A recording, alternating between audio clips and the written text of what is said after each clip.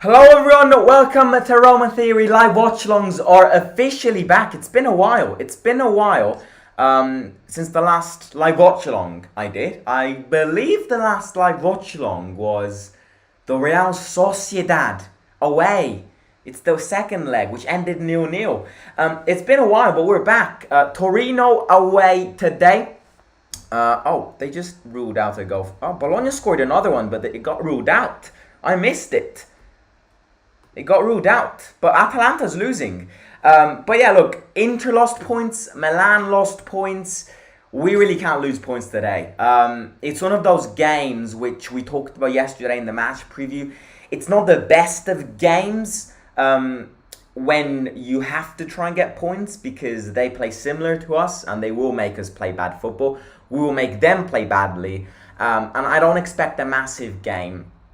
But we have to try and get 3 points. I mean, 3 points would be the best outcome. Inter lost points, Milan lost points, Lazio or Juventus or both could lose points tonight. Atalanta's currently losing points. I think 3 points today would mean a lot. 3 points today would really push us to third position. It would be a great position to celebrate at Easter. It would be a great position to celebrate the 8th of April with, let's say, 2 months to go until the end of the league. And look, the objective is to try and get 3 points and therefore to try and push ourselves to third position today.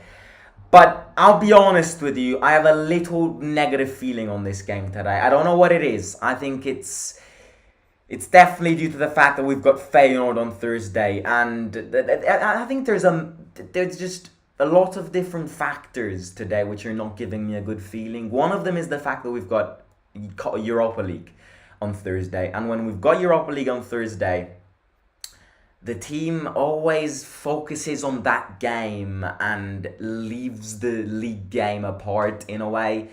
And the second reason being is that I think when other teams lose points and therefore we have to make that jump to counterattack what they did, we never get the points. So I don't know. I've mixed feelings about this game. It won't be an easy one for sure. But look, I think, and you look at the lineup, and I think it's a lineup which is the best lineup reflecting our game against Feyenoord. Now, I'm not saying the Feyenoord game is more important than this game, because if we don't get 3 points today, look, everyone's there, everyone's close, but we have to try and get 3 points. The Feyenoord game is definitely more important than the second leg in the Europa League. I think the first leg in the Netherlands is way more important than the second leg, because it kind of gives a direction, it gives a path to the game, it gives a path to the encounter, to the 2 legs encounter. So, out of this game and the Feyenoord game, Feyenoord is more important, but this is as important as the Feyenoord game. And I think the lineup which Mourinho picked today kind of reflects that the team is focused on 2 objectives. Because we've got a good strong base, but then we've got key players missing. The big one is Pellegrini. Pellegrini's missing because he's got a fever. That's breaking news. It came a few hours ago, but Pellegrini is missing today because he had a fever and he wasn't fit. So that's why he's not in the lineup. But yeah, I mean, looking at the lineup, we've got Rui Patricio in goal. I think I've got everything right apart from the striker. Rui Patricio in goal. The defense is what I picked in my predicted 11. So it's our standard defense without Ibanez. Oh, it's 2-0. It's 2-0 Bologna. Wow. Atalanta's going down. What a goal. Orsolini's insane. He always scores in big games. It's 2-0 to Bologna. Atalanta lose yet another 3 points. We have to do what we have to do today. It's 2-0 to Bologna at Atalanta's ground. That's a vital result for them. Bologna is a team which no one can underestimate. What a goal. What a great goal. But yeah, I think defense is a strong defense. I think Smalling, Mancini, Ibanez is resting. Llorente starts, giving a continuation to his great performance against Sampdoria. Then in the midfield, we have got Spina and Zalewski on the 2 fullbacks, as predicted in the predicted 11. And then in the middle, Matic gets a rest, and Matic will definitely start the Feyenoord game, and Cristante starts. And then you've got Gini next to him. I think it's a versatile midfield. We've got an attacking midfielder and a defensive midfielder. So I think all is good. All is good. I think Cristante is definitely going to focus on the defensive more than Gini. And we've seen Gini against Sampdoria. He loves those run-ups in the box.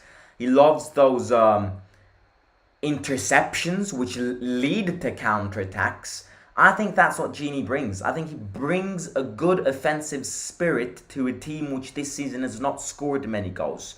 So I am expecting a great performance from Gini Wijnaldum. And yeah, Spina and Zalewski on the 2 fullbacks. You've got speed. They are playing with Singo, and he's very fast. So Spinazzola will definitely be called to a great defensive game too, because he's fast, he can cross the ball really well. And then we've got El Shaarawy and Solbakken. This is probably a duo which no one would have expected. But due to Pellegrini's fever, I think it is kind of expected. I think the choice not to play with a striker today is strategic. It's something which Mourinho has pre-planned. It's something which Mourinho has studied, because you don't otherwise get into such an important game without a striker. It's a studied move, and I think it should bring benefits. Now, may I add, Dybala as a striker this season has not been incredible. It's not the first time that we've seen Mourinho pick Dybala as a striker and leave Tammy Abraham or Belotti out the game. It's not the first time, and may I add that the few times he did it, Dybala was, let's call him a ghost, even though he's never a ghost. He always gives a good contribution to games. So I don't think it's his position, but I think this reflects the poor form of our strikers. When you're forced to play with a creative midfielder / attacker who is that tall as your striker, it really suggests to me that Mourinho knows it himself that our strikers are living one hell of a bad moment. Because last season, Tammy Abraham would have started this game even if he wasn't fit. Because last season, Tammy Abraham was a completely different striker. So Dybala up front, I don't know how I feel about it, but I think he can do something. He knows this team really well. Obviously, he played for Juventus for a lot of time, and Juventus are the biggest rivals of Torino. This is kind of he's got a derby feeling, Dybala, when it comes to this game, and maybe he can give a continuation to his Juventus love and score against his old biggest rivals. But yeah, Dybala's a striker. Solbakken starts, definitely not expecting this, but it's good. I think Solbakken, the few games he had, I think surprised everyone. He scored a goal in the game against Verona. He bagged an assist in the last 5 minutes against Sampdoria. He's always made himself valid, and I think Solbakken today could have a great performance. And next to him, the player who is probably living one of the best forms in the team, it's Stefan El Shaarawy, who, by the way, big news on him. Nicolò Schira, a very, not very famous, but a very good, reliable source, journalist on Twitter, has confirmed that Roma are in advanced talks to renew El Shaarawy's contract, which is great news. So yeah, that's the lineup. It's a good lineup. It's a strong lineup. It's definitely better than their lineup. In fact, let's look at their lineup, because their lineup is our interest. They are playing with Milinkovic-Savic. Milinkovic-Savic is the brother of the Lazio guy, and he's always a beast against us. He always turns into a beast against us. They're playing with a 3-4-2-1, very similar to us, and which reflects the fact that we are very similar teams to them. And I think it's going to be a low-scoring game. So Milinkovic-Savic in goal, Buongiorno, what a name, Shores or Scores, and Gravilon in defense. Ricardo Rodriguez, Ginaitis, Ricci, and Singo in the 4 midfielders. Radonic, Miranchuk, and Sanabria up front. Look, I'll be honest with you. I thought they were a better side. I mean, the biggest threats here are Singo as a fullback, Radonic, and Sanabria. Other than that, Scores. Scores is a really good defender. But apart from that, we have to beat this side. I mean, on the bench, they've got interesting players. They've got Karamoe, who used to be an Inter crystal talent, but then Inter kind of rejected him. Linetti. They've got Lazaro, the guy who scored an incredible goal with Borussia Mönchengladbach, that scorpion goal a few years ago in the Bundesliga. They've got Vlasic. Vlasic is actually a surprise. He's one of their best players and he's sitting on the bench. Maybe he's not living a great moment, but they've got an interesting bench. Yeah, I think it's gonna be a tough game. This is a tough game. This is a very tough game. Torino, I don't want to say love haunting big sides, but they definitely love sneaking a few points against these sides. So we have to be careful. And I think the key here is concentration. The key here is concentration because with Roma, it's always about concentration. When you've got a Europa League quarterfinal game in 5 days, you were never sure about how the player's attitude will be in the league game prior to that game. Never. This is why I'm not feeling amazing for this game. I feel something sneaky could happen. Because when Roma play a Europa League game in 5 days, the team is never concentrated. They always go, who cares? I'm gonna try my best in the Europa League game. This is a friendly game for me, and that's wrong. That's a wrong attitude. I think just like any game. Ooh, what a save! What a save from Skorupski. Muriel with a great shot. We've got 30 seconds to go here. I think, like any game, you can tell how Roma steps in the game after 20 minutes. If after 20 minutes we do nothing and we just sit back and do nothing, then you just know that we're never going to win the game. If in the first 20 minutes the team presses, the team plays with high intensity, then I believe in a win. And I think we can get a win because they're not an amazing side. They're a good side, they're an average side, but they're not a world-class side. Atalanta lose 3 points at home against Bologna. Does that cut them off from the Champions League race? No, definitely not, because the Champions League race in the Serie this season changes week in and week out. But it's definitely a big exclamation mark for us. It's, leading to Atalanta losing points, Milan losing points, Inter losing points. As amazing Vincent is saying in the chat, it feels too good to exploit this opportunity today. It feels too good. It feels too good because if we do win, we would sit by ourselves in third position. 3 points or 2 points from Lazio, who are playing tonight against Juventus. And I would love to sit third for Easter. I would really love to sit third for Easter. Right, the game is about to start. Let me quickly get it on. Because I was watching the... Oh, I can't believe it.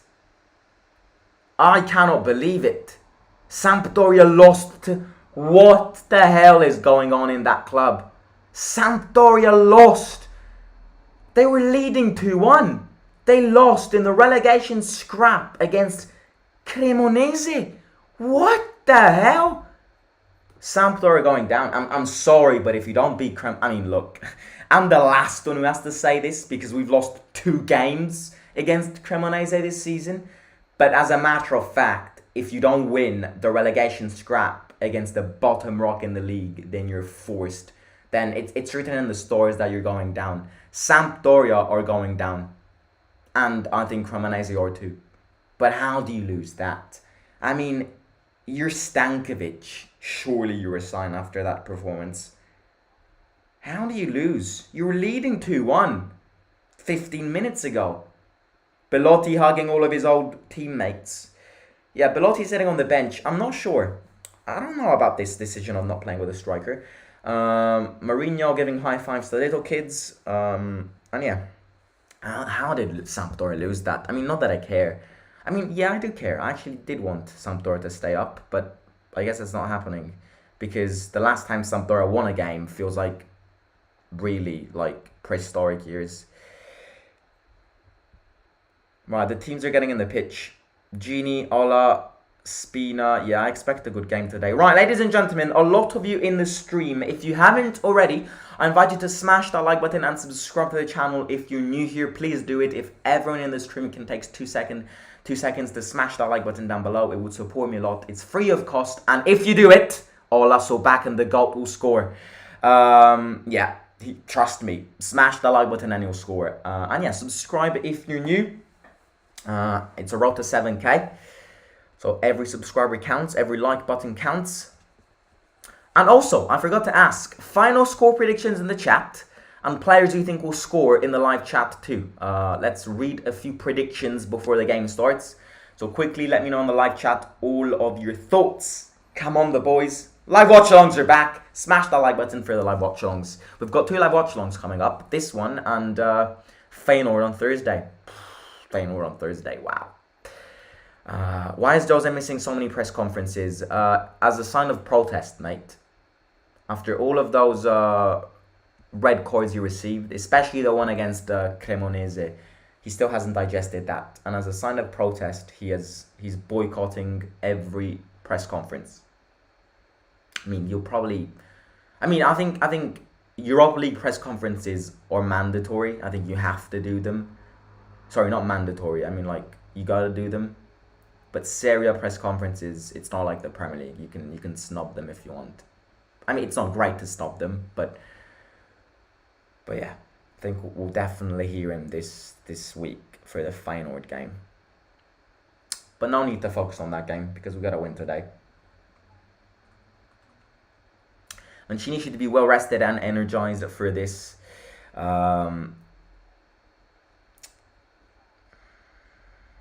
I can't believe Sampdoria lost that game. I don't know why I care. But I believed in Sampdoria. 3-0 win. I would wow. Roma to score 6 goals in 2 games. Had someone told me that a few weeks ago, I'd probably bit their fingers off. Wow. I like the positivity. I'm not that positive. And you know what? I've got a bad feeling I'm going to go 1-1. I hate to say it, but I'm going to go 1-1. Which club is bigger, Genoa or Sampdoria? Well, look, I think... So, as every derby, as every rival, you've got the team which represents kind of the city center of the city, and you've got the team which represents the outskirts of the city. And you've got that everywhere, you know. In Milan, for example, technically, Inter Milan have got more fans, and Milan is kind of seen as the second team. In Rome, Roma have got more fans, and that's why Lazio's the second team. In Verona, I mean, Verona's a complicated one. It's an interesting one in Verona, because I'll explain what happened there. In Genoa is the main club. Sampdoria represents the outskirts, and Genoa is the most historic club in the league. I mean, not now because they're in... Right, game started, but they're not anymore in the Serie. They're probably going to get promoted again. But Genoa are the oldest club in the league. Yeah, Genoa are the oldest club in Italy. One of the oldest clubs in Italy. So Genoa is definitely more historic, I think. It's fun because last season, Sampdoria stayed up and Genoa went down. And this year, Sampdoria is going to go down and Genoa is going to go back up. So yeah. Right, let's focus on the game. Straight into top four before the Feyenoord game on Thursday. Fully agree. Yep, Dybala's playing as a striker, by the way. Llorente plays again too. All 3 forwards to score.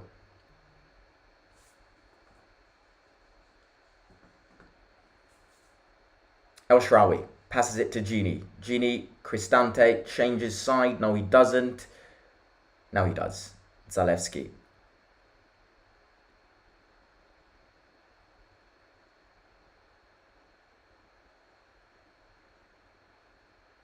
Spina. Dybala tries to head it. Yeah, you see, that's the problem with Dybala as a striker. You can't play with high balls if you want to play with Dybala as a striker.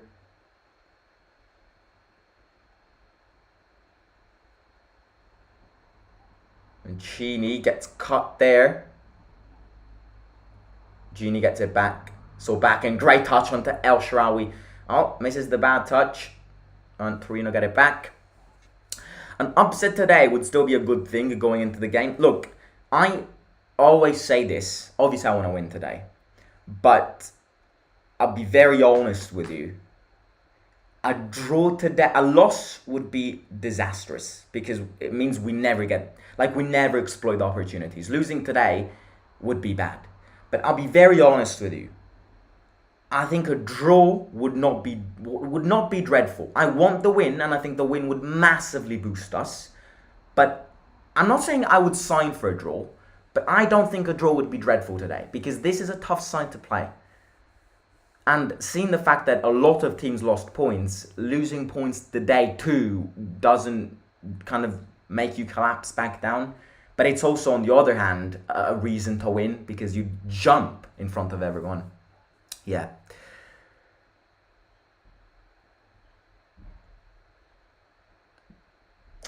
Spina blocks it. Mourinho claps. Yeah, I mean, look, as style of play, I think Mourinho and Juric are very similar. Again, I'm not comparing the two. I'm not even trying to compare the two. But as style of play and tactics, I think they are similar. Dybala tries to head it. Milinkovic-Savic goes long. And Rui Patricio gets it. Bologna are a much bigger club than Atalanta. Bologna have serious history and a proper stadium. Atalanta have got a proper stadium too. Yeah, Atalanta since 5 years ago was a team who was fighting to not get relegated. Bologna are a bigger club. As in terms of stadium, I think Rui Patricio gets it. In terms of stadium, I think Atalanta's got a big one. I mean, look, Atalanta's got one of the few private stadiums in Italy. They built a recent one. Llorente, Cristante back to Rui Patricio, stops the ball.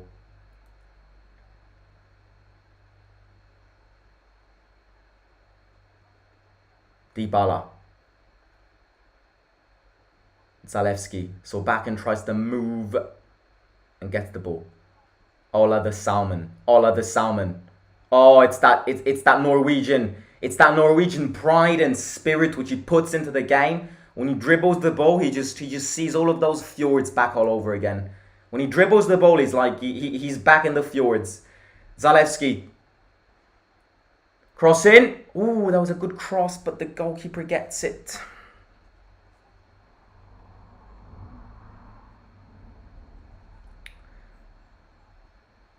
Don't underestimate Feyenoord. Agree. With this squad, we must be Feyenoord. Feyenoord are decent, you know. I think Feyenoord are better than last season. I mean, look, they're first in the Eredivisie. I mean, look, we'll speak about Feyenoord at halftime a bit. Mourinho rumours leaving Roma end of the season to Chelsea or Saudi Arabia with the increasing rumour. What's your take, Simon? I think he'll stay in Rome one more year. I've said this many times, and my opinion does not change. Out of the two offers, I definitely think he will not accept the Saudi offer, because that's not who Jose is. Out of the two offers, Chelsea does scare me the most. But at the end of the day, Chelsea is not going to get Champions League. Chelsea is not going to get Europa League. Why would Jose go back to Chelsea? I don't know. I think staying at Roma is where he has to be. Ooh, bad pass. Zalewski intercepts it. Zalewski goes. Zalewski shoots. That's a handball. That's a handball, ref. Ref, that's a handball. Everyone protests. Surely that's a handball. It's a penalty. It's a penalty. Zalewski wins a pen. Zalewski wins a pen, lads. Get in. That's a handball. It was clear. I've seen it from here. I saw it from here. That's a penalty. Great move from Zalewski. Yeah, that's a clear handball. Don't even protest. Don't even protest. That's a clear handball. That would have gone in. Zalewski wins a pen, so back and hugs him. Dybala claps. Come on. Right, don't spoil it in the chat, by the way. Right, they're going to check this and all that nonsense again. They're going to check this. Is it a handball? Is it not a handball? Checking possible penalty. Milinkovic-Savic, your brother plays in the wrong side of Rome. I wouldn't even protest. And he also gets booked. It's a confirmed penalty. Get in. Come on. Great move from Zalewski. Dybala. Feeling some old Derby vibes. Used to play for Juventus. It's that Juventus spirit which is going through his body right now. He scored one in the last game. Milinkovic-Savic is massive. Look at that. He's covering the entire goal. But Dybala scored one in the World Cup. He scored one in the World Cup final. So, I don't accept anything but a goal. Dybala goes. And he's too good. And it's Paolo Magic. And it's Paolo Magic. Roma lead in Turin after 7 minutes. And that's how you start a game. Get in. Dybala showing something. Feliz cumple ma. Happy birthday to his mum. Great start, lads. Great start. I'm dissing. No, I'm not dissing your team, mate. I love Chelsea. May I add that Kante is my favourite player. I mean, look. Today, as of today, my favourite players are Kante, Gavi from Barcelona, and Vinicius Jr. That's obviously not counting Roma players. Those are my 3 favourite players. And one of them is in your team. So, I love Chelsea. But I don't think it's... Look, I think he's building something at Roma. Leave him at Roma. He's won a trophy in the first year. He's in the last 8 of the Europa League. He's currently, at time of speaking, 3rd in the league. Leave him where he is. He loves the club. He loves the team. He loves the players. He loves the fans. I love Chelsea, but don't break his balls. That's all I'll say. The spirit of Juventus. Seeing Amanda happy is the highlight of the watch along up to now. So back and tries to stop the ball. Falls on the floor. Right, let's update the... Early goal was massive. If we can get more goals in the first half, then we can have some rotations and focus on the Feyenoord game. But that's if we score 2, maybe 3 more goals in the... 2, maybe 1/2 more goals in the first half. The league on your screen, the table on your screen is not updated. So I will update it as soon as I can. It'll take some time. So Bakken puts that pressure and he wins a corner kick. So Bakken back in the fjords, living life, wins a corner kick.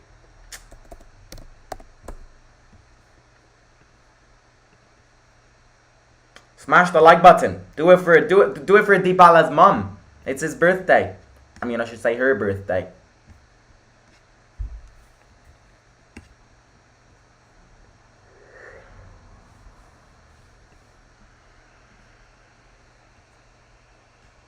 Yeah, it's a corner kick.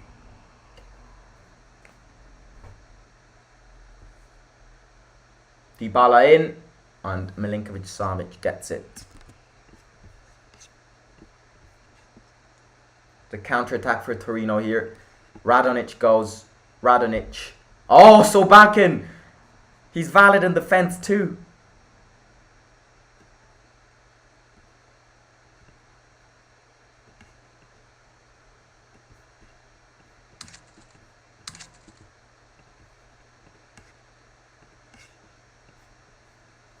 Right, should change in a bit. Just downloading the new animation for the updated table.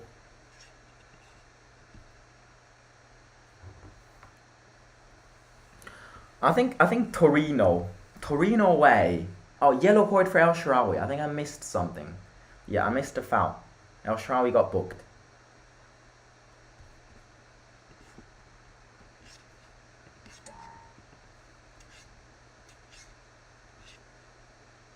Dybala puts that pressure.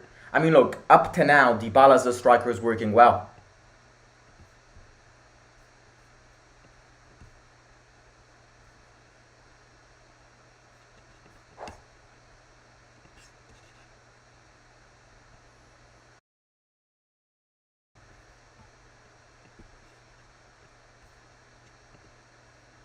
we go. That's the updated version. Yes, there we go. Right, let's enjoy the game now. Great start, great start. So back in is such a joy, says Amanda.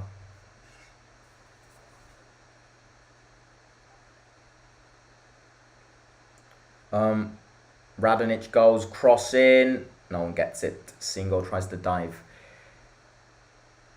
What I was saying before, on the, you know, when we were speaking about rivals and rival teams and all of that, and I stopped at Verona, because Verona is a great city in Italy. If you want to travel to Italy, go visit Verona. Day trip, great city, next to Bologna. You can have a two city in 2 days kind of trip.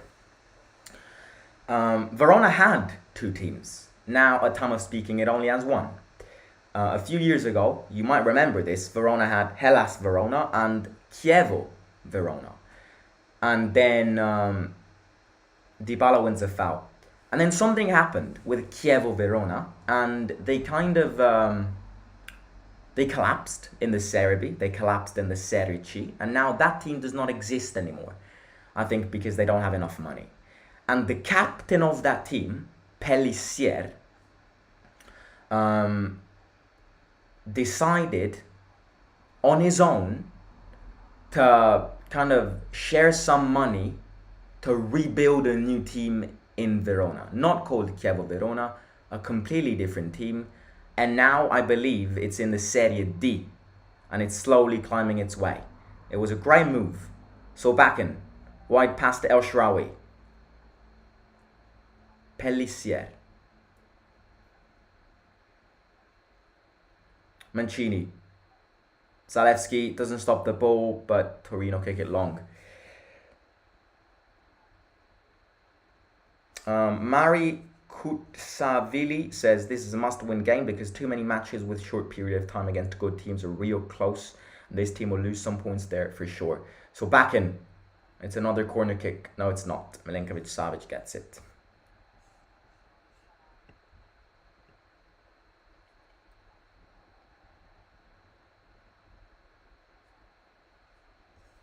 Any news on the investigation? No. Right, I mean, you know, if you're in that stream, someone asked me in the stream about the investigation how long it would take for the results to come out and therefore the final statement to come out, and I answered 1 week, 1 month. Yeah, I was really wrong there. Apparently, the final results will come around 2024, if not a bit earlier, but it's gonna take a lot of time. I think nothing is gonna happen. I mean, look. Yeah, something is going to happen if we are guilty. I don't think it will be points deduction. I think it will be a big fine. The only way it could be points deduction is if our corner kick for Torino is if our things that we did contributed to us joining the league, us joining Europa League, us kind of subscribing yourselves to the league and all of that. If it did not contribute to nothing like that, it's just going to be a fine. I don't think it's something to worry about right now. Yeah. Right, it's a corner kick again.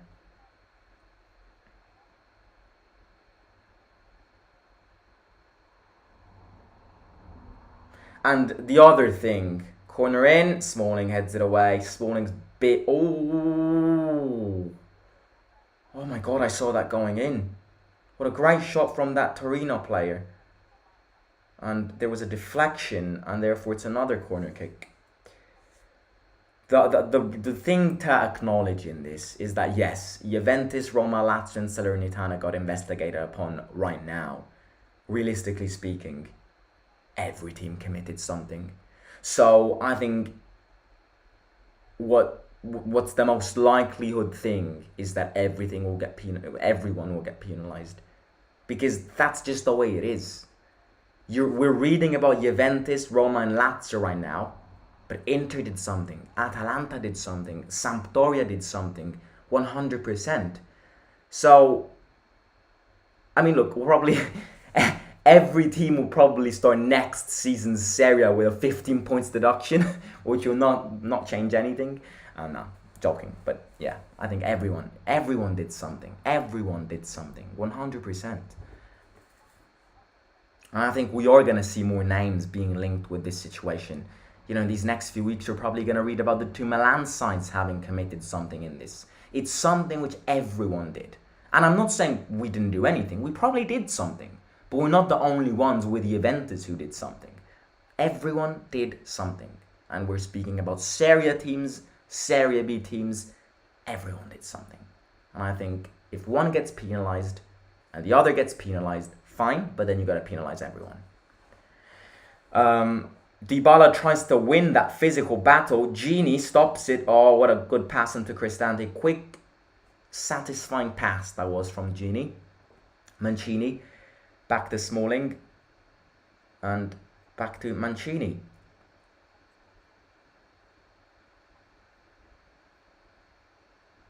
I'd love another goal right now. Spina, go on, run Spina. Back to Llorente. Cristante.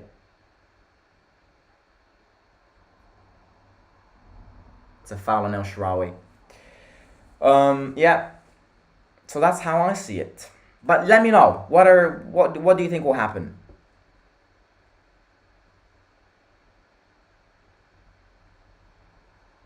Cristante, good touch onto Solbakken, wins the fight.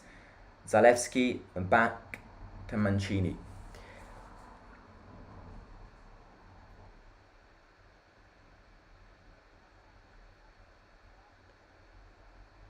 Cristante.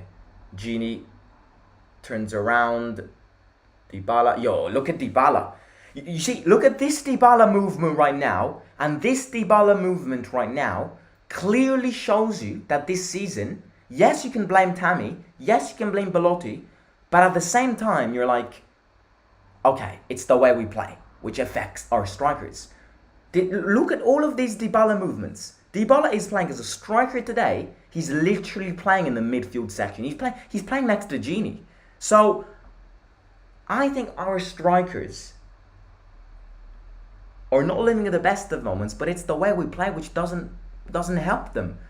And that's another reason why a player like Firmino in this team would suit perfectly, because Firmino is a great false nine. And Dybala technically today is a false nine. Mancini fights, Zalewski runs.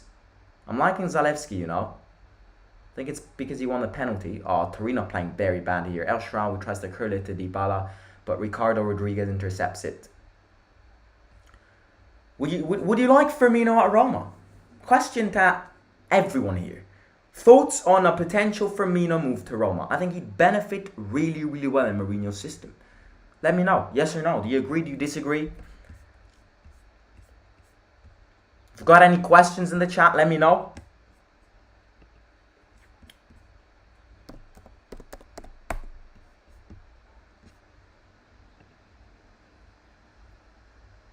Good high pressing. I'm liking the high pressing today.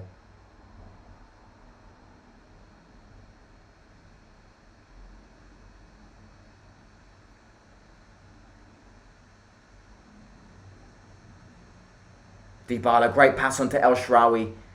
Wide to Ola.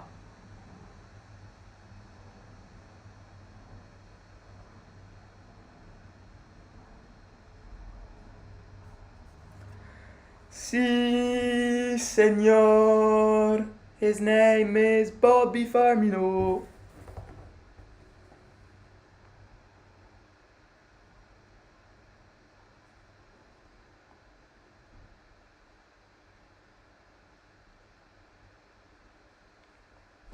He'd be fantastic, says Tando. Look at Mancini making the run forward. Ola's the one further forward, not Dybala. I mean, both of them are playing deep. Both of them are playing as false nines.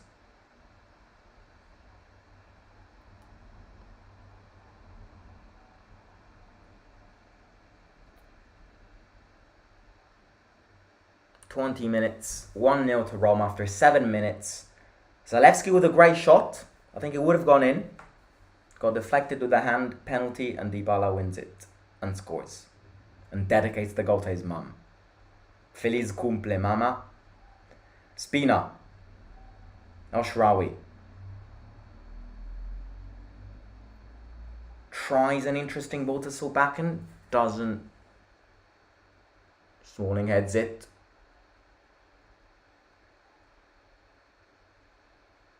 Mancini goes long. Ooh, that's dodgy. El Shaarawy. Genie shoots. Oh, this goalkeeper is bad. I think it's because of his height. I'm being serious here. It's not a joke. I think it's because of his height. He's bad. He's normally a beast against us, but look. Genie tried a halfway goal.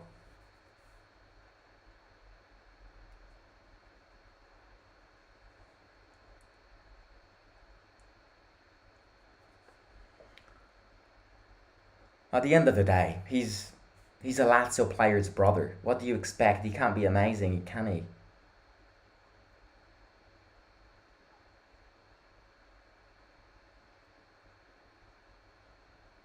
Zalewski goes long. I'd rather we just don't kick the ball long and try to maybe construct something from the bottom. But at the same time, I do want to keep this result. I mean, I'd be happy if we win 1-0. I really could not care less. I just want the 3 points. The way Firmino falls back and his pace is fantastic. Although he would struggle at first, he will improve. Personally, I would sell Abraham and bring in Scamacca. I don't like Scamacca, to be honest. I don't. I'd rather keep Tammy, but that's because I love Tammy. I'd keep Tammy for 1 more season. I would. I would sell Belotti more than Tammy. Because I think if we change the way we play, I think Tammy will score more goals. If he gets more confidence, because it is part of it, is due to his confidence. You can see he's way more nervous this season. But I'd say that 70% of him playing bad this season is because our strikers don't get enough support. And look, Genie. Oh no, Milinkovic-Savic comes out. And how do you explain that both of your strikers are playing bad? You know, had it only been one of the 2 strikers playing bad, maybe then I would have said, oh yeah, it's just him. He's playing bad. But both of our strikers are playing bad, which means that both of our strikers lack support this season. Because otherwise, what? Is Thiago Pinto dumb that he gets 2 strikers which are bad? No. So I think you look at the way both of our strikers are playing. It's not great to see, but I think it's got a lot of explanations behind. Right, corner in for Torino.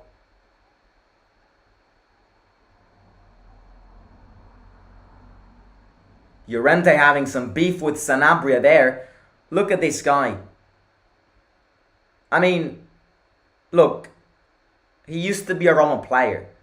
But all I will say is, for someone to spend a lot of money on a tattoo, which literally is nothing but just black ink which covers his arm, is ridiculous. And that is reflected on the player.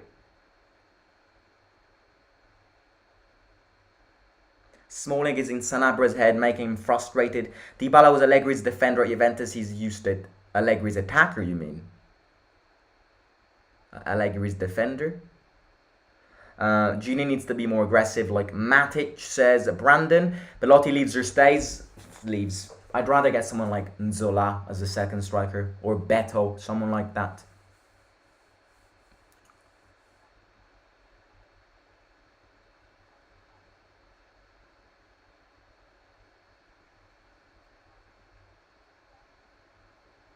It's a foul.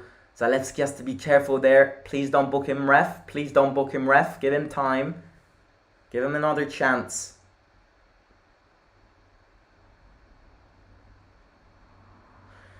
Should Pellegrini start?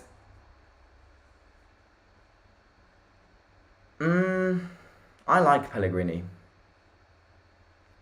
I'll get hate for this, but I like him. He's the captain, and any captain has to be loved. He's just living a bad moment. As of right now, no, because I think El Shaarawy deserves it more than him.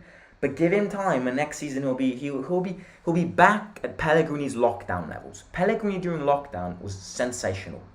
You can't blame Mourinho for Tammy being shit in front of goal. No, I'm not blaming Mourinho. I'm not hiding the fact that it is Tammy this season who's way less confident, 100%. But it is also due to the fact that our strikers play bad because we don't play offensive football this year. I think it's a mix of both. Dybala counter-attack. Dybala. Oh, slips and gives the ball to them. Radonjic goes. Torino playing more now. Zalewski gets outdone by his speed. Smalling gets blocked. Right, we got to score another one. El Shaarawy. Good pass. Go on, start the counter-attack. Oh my god, it's Cristante running. Changes on to Dybala. So back and wanted it. Dybala gets it. Dybala. El Shaarawy.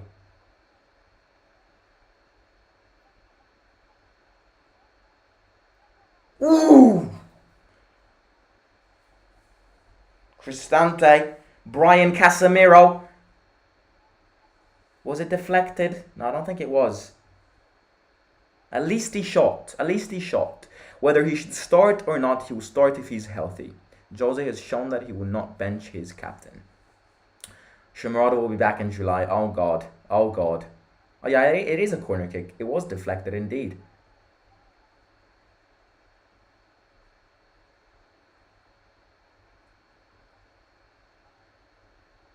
Dybala in. Ooh, no one gets it. So back on the other side. Spina. Zalewski shoots. And we get it back. God, not Shomurodov. I've completely forgotten about Shomurodov. Like, the second Shomurodov left, I've gone through this Shomurodov detoxification period.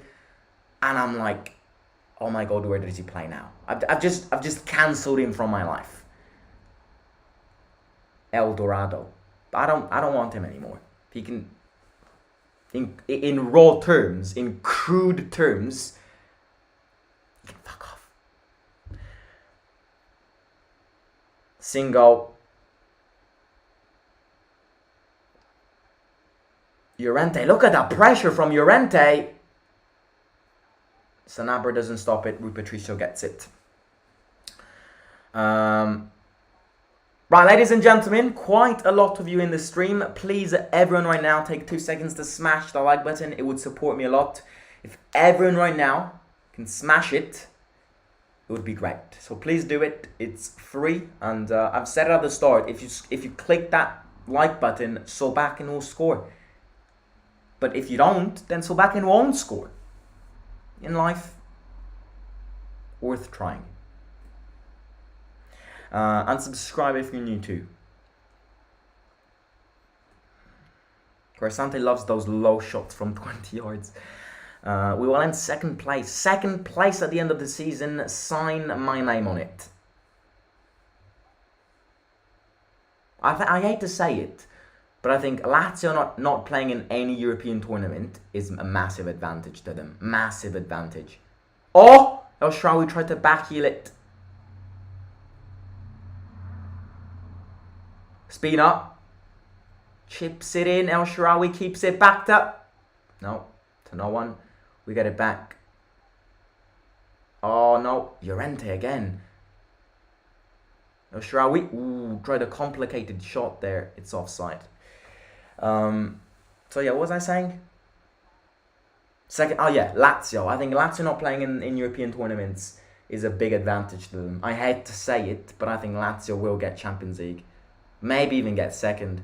I mean, if they win today, I think they'll get second. But again, the thing with Lazio is that they're very inconsistent.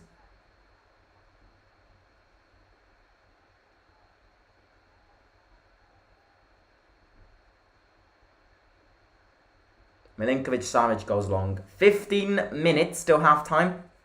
Good first half. I expected a weaker performance from the lads. Rui Patricio gets it.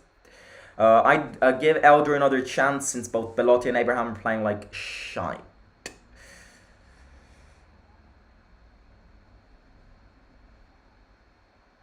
So back in.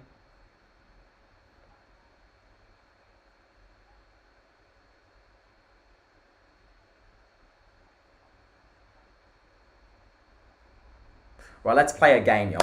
Let's play a game. I put this in my as a post in the community page. So if you didn't see it, let's play this game. Who's that one player which you absolutely love? Let me know in the live chat. I will start. Pablo Gavi is mine. Who's that player which you absolutely love? Which you just love? I want everyone here to give me one answer. Name me one player you absolutely love. Mine is Pablo Gavi. I don't know, but I just love the way he plays.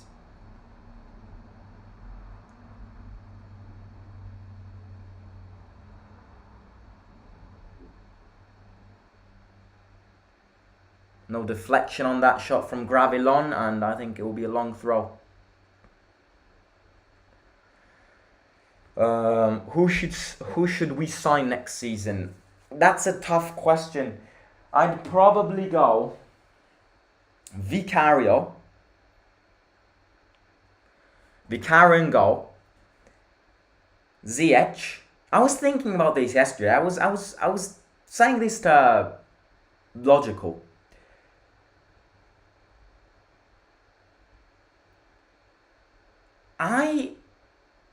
If I'm Thiago Pinto, you know who I get this summer?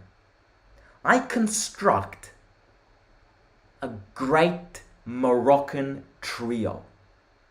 Get me Ziyech as an attacking mid. Give me Sabiri as a box-to-box mid.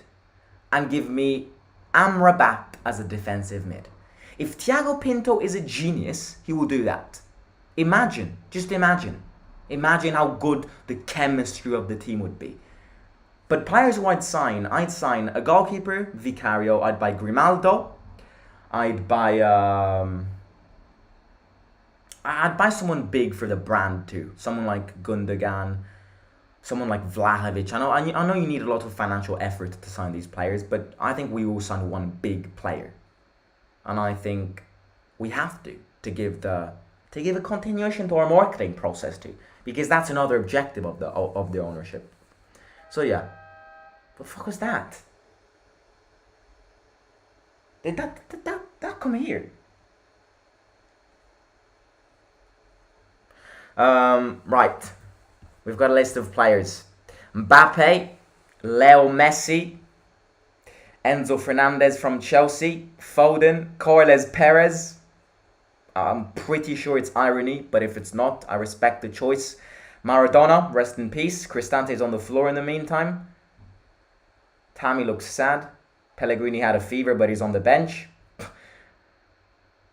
Vini Jr. Oh, I love Vini Jr. He's not my best though. I'll do my list too. Modric, says Amanda. Dybala, says Benjamin. Modric, says Logical.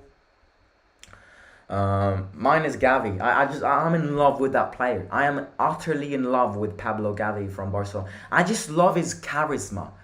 You know how he fights with Vini Jr. for no reason? That's a player Roma need. And you don't like to see that. When you watch a football game, you don't love to see those scenes. But the importance of a player who fights and shows that fighting spirit in his charisma for the club is vital for a team. And Pablo Gavi, he's 1 year older than me, starting fights with Benzema and Vinicius Jr. That's the attitude you want. And I love the way he plays too. So Gavi, Kante is my second pick, and Vini Jr. is my third pick. Right, throwing for us. I'm detaching from the game a bit, I'm sorry.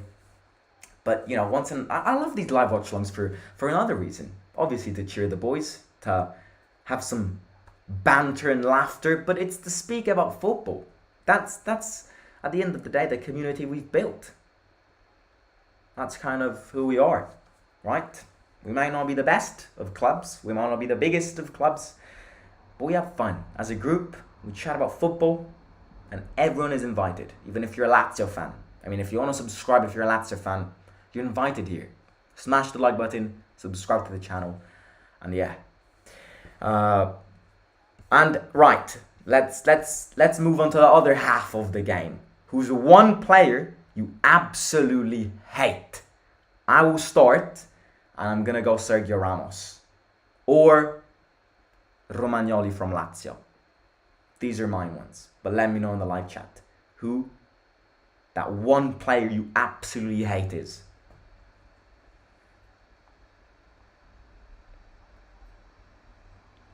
GD tries to win a corner kick, moves wide. Oh, back heel from Gini, so back in.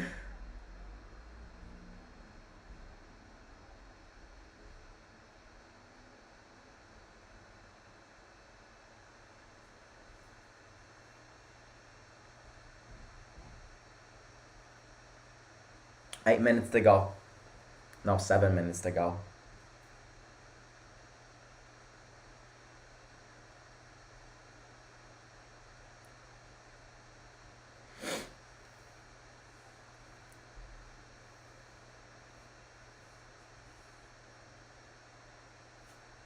Singo tries a long ball.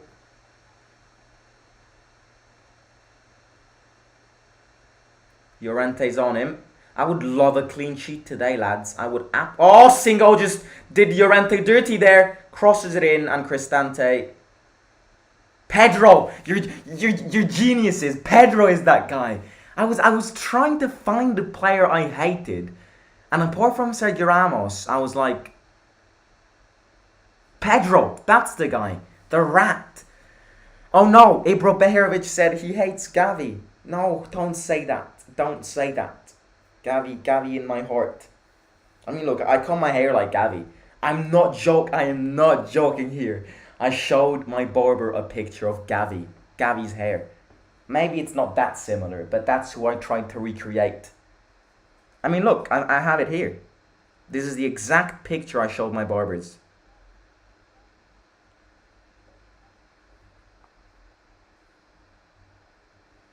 There you go. That's it.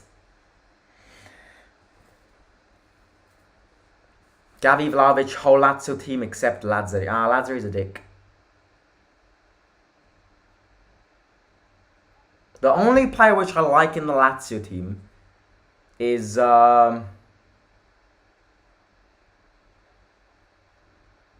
probably Marcos Antonio because he's useless.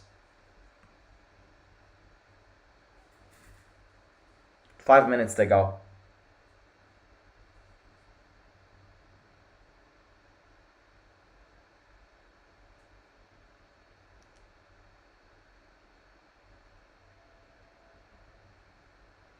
Singo cuts.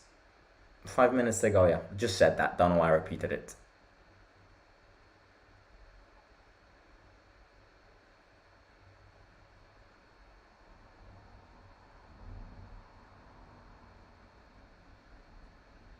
Singo wide. El Shaarawy's on him. I think we've kept Singo pretty chill. He's someone who, if he starts running, it's really hard to stop. I think Spina and El Shaarawy have done a great job. El Shaarawy's done a great job in focusing both on the defense and the attack today, because he's had a few chances in attack, and he's also protected well.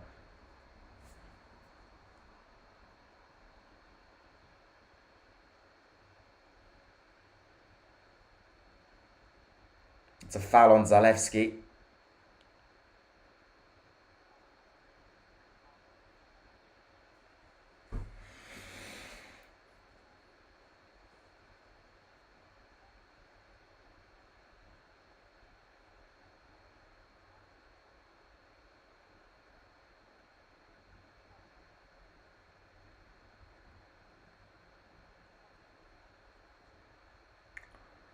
A team with Gavi, Pedri, and Vini Jr. win 5 champions in a row.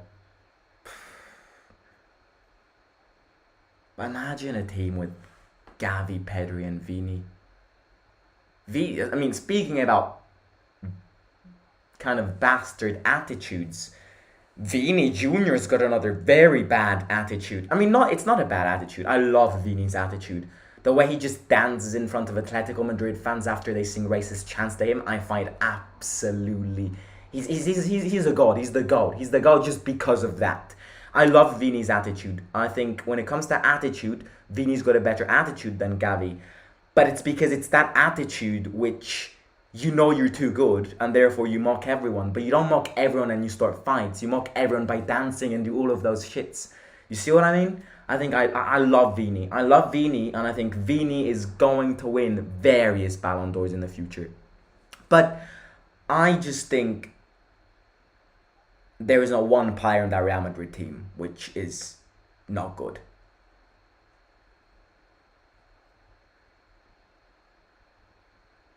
I mean, even the second goalkeeper is a good goalkeeper. It's just so... You look at that team, and you're like, they've got Modric, Kroos, and you go, oh no, they retire in like a few years, and then you realize they got Camavinga and Tchouaméni as backups. They've sorted themselves. Real Madrid don't need to do business for the next 5 years and still win Champions Leagues. Real Madrid, I mean, that's what happens if you're rich, I guess. But Mancini slide tackles. Speaking about another dirty attitude, it's Mancini. He loves Roma. Dybala, quick pass onto Cristante. Mancini, great pass onto Gini. Calm pass. No pressure. Gini turns around. Gini's the pivot of this team. Gini's becoming more of a pivot in this team. Spina runs. No, he doesn't. Back to Elsha.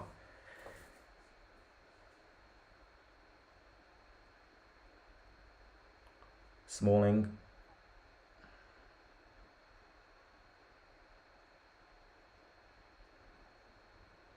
There's a great video on YouTube of Romagnoli getting burnt so badly his ankles buckle. He falls in his face and his face literally bounces off the grass. What did I just read?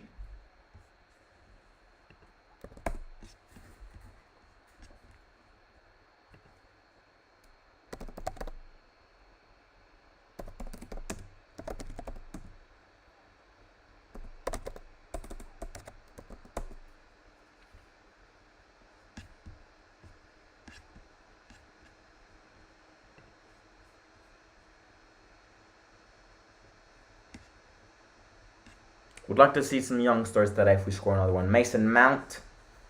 Alright, Mount. I think Mount is living a similar moment to Pellegrini. Both of them are good players. They just lack confidence. And oh, great pass from Dybala to Elsha there. 1 minute of added time.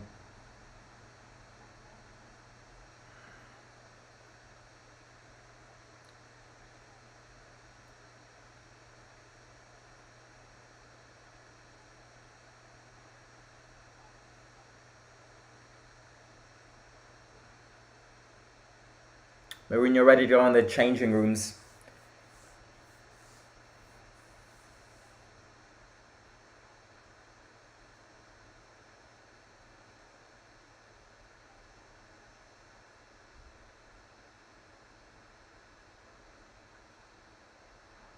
We've got to try and kill the game. I agree with Amanda. We have to try and kill this game. Because this is one of those classic games which if we don't kill, Torino will equalize in the 92nd minute for sure. It's written in the universe. It's written in the galaxy. It's written everywhere. So we have to really equalize this game. Half-time, 1-0. Good. Definitely not expecting it. I had bad feelings when it comes to this game. I already said this. So it's good that we're leading. And yeah, look, if you haven't already, smash the like button, subscribe to the channel. Halftime, let's speak about the first half, and then we'll speak about some football related thing. Also starting to focus on the Feyenoord game on Thursday. First half, I think it's been studied that we stepped on the pitch today without a striker. I think it's something which Mourinho has prepared and studied, and yeah. And I think it's bringing benefits because I think Dybala is working as an assistant up front. I think Dybala is always back in front of the. I mean, look, no. How do I describe this?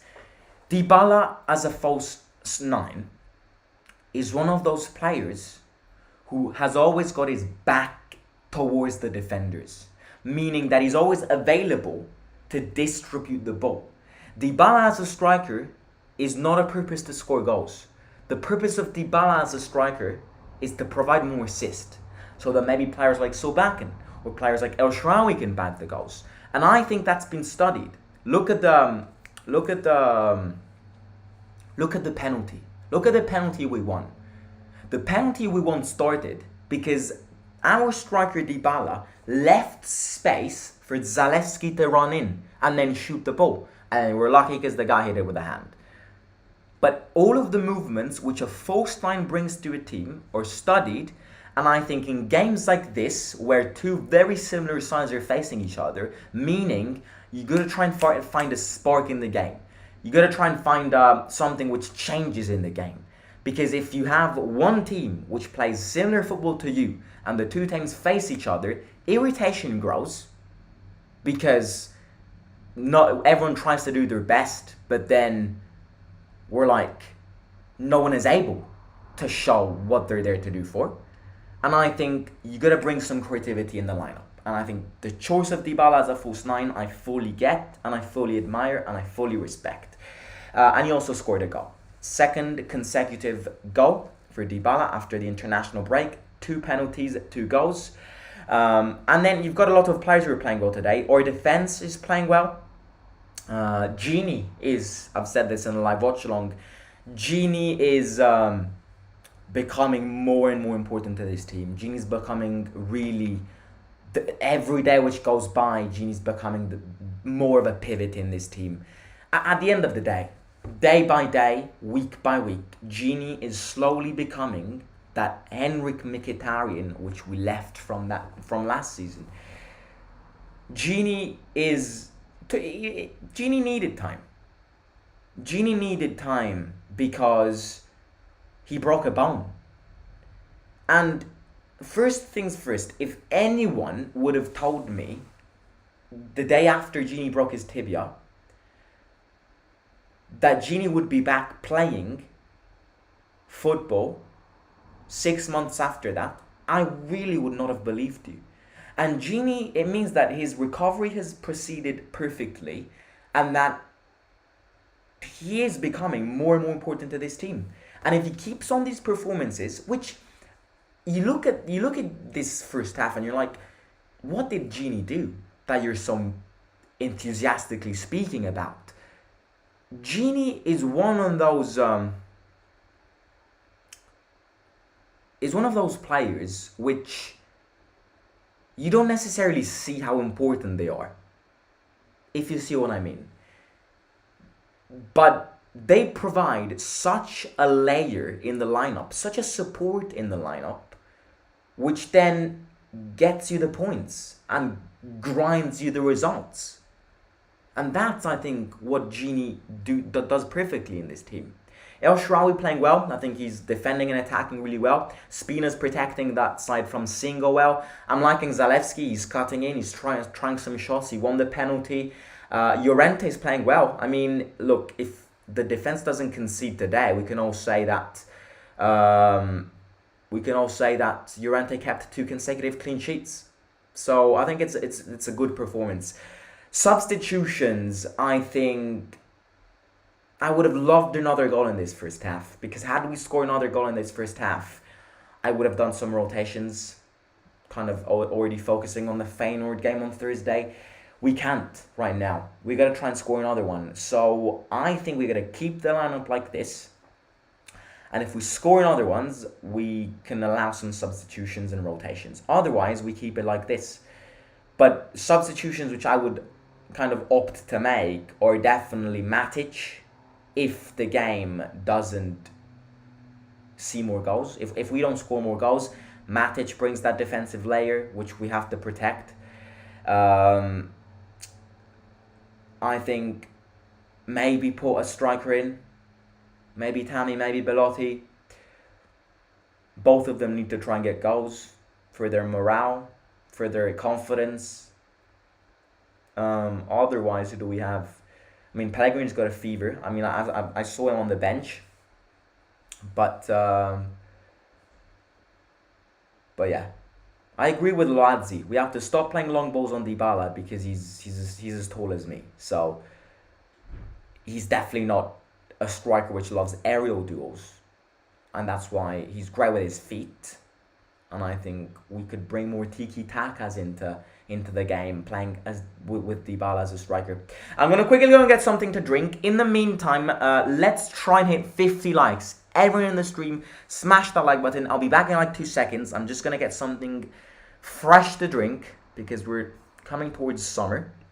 And yeah, I'll be back in like 1 minute. I want 50 likes by the time I'm back. And if you're new here, subscribe to the channel. Speak to you soon.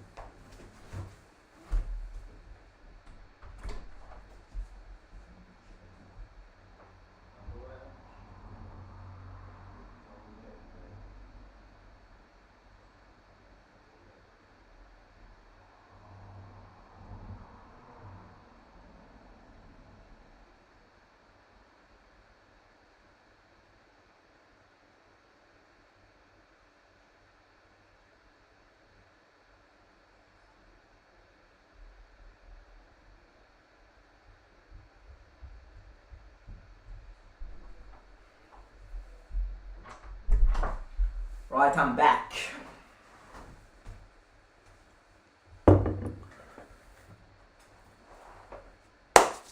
I'm back. By the way, if you ever come to Italy, if you ever rent a house in the Amalfi Coast this summer or just travel to Italy this summer, life advice, get yourself a ciderata. I mean, you can't see it because of the green screen.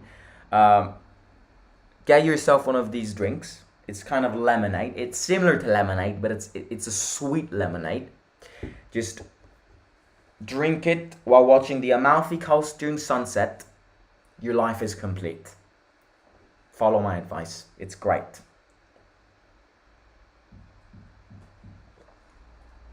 I agree with Sil. Roma in control with a goal, but teams are equally matched. Tammy in around 75th minute when Torino need to push forward and leave space behind. Torino have tricky, quick Radonic who needs watching, so can't open up too much. I think our defense is playing well. You gotta give credit to our defense this season. They've always been good. They've always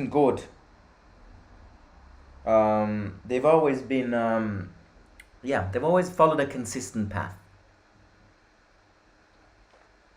When Mourinho got to Chelsea at the end of the season, I'm gonna say it one last time.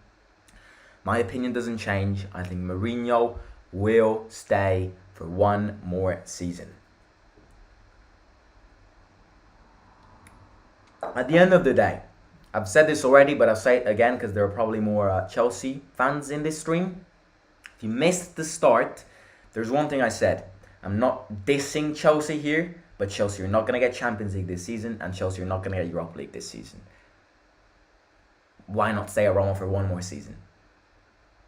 But again, then I'm not Mourinho. I don't choose. If Mourinho wants to leave, he leaves. Otherwise, he'll stay. It is 12 degrees in Italy and you call it summer. Short sleeves, baby. But it's not cold. It was hot today. It was cold today. It's been cold.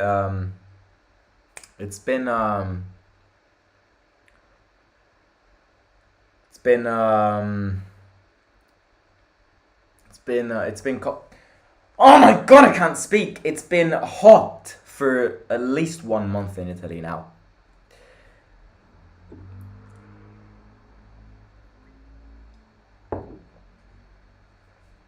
Defense consistent except against Udinese.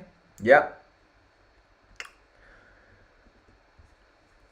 Yeah, that's a good question, Jordan Di Girolami. chances of El Shaarawy makes a return to the Italian squad. That's a great question, because I think Italy right now lack attackers. By the way, ladies and gentlemen, this is where I introduce you to my second channel. My second channel is called Perplexus. It's a football-related channel, but nothing related to Roma. What I want you to do right now is go on the homepage of Roma Theory, click on other channels, and subscribe to the other channel you see called Perplexus. First video on that channel will go live tomorrow, and I'm not going to spoil what it is, but it's got something to do with the Italian national team.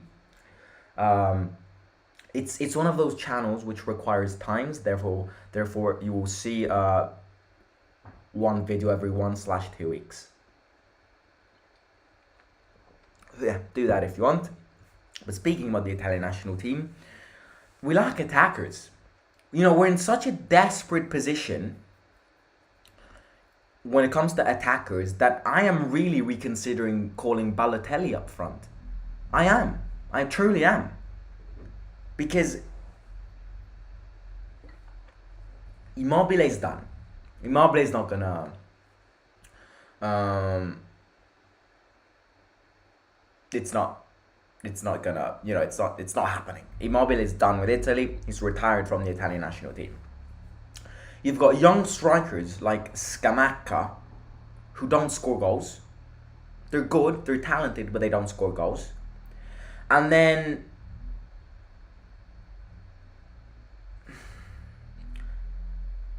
it's a bad period of time for that national team.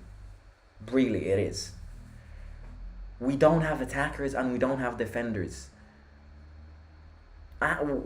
Everything, I think Donnarumma's overrated. So, you don't have a goalkeeper. I mean, you do have a goalkeeper. You don't have defenders. You don't have defenders.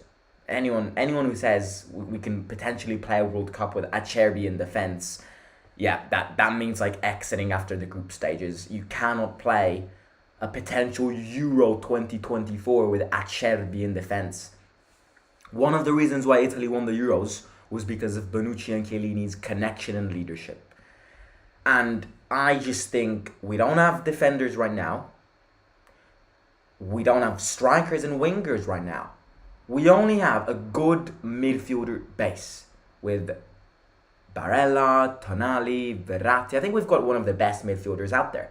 But other than that, what happens to the Italian national team? What happens? And I'm not going to analyze the problems and all of that, because that's going to come in tomorrow's video on the second channel. I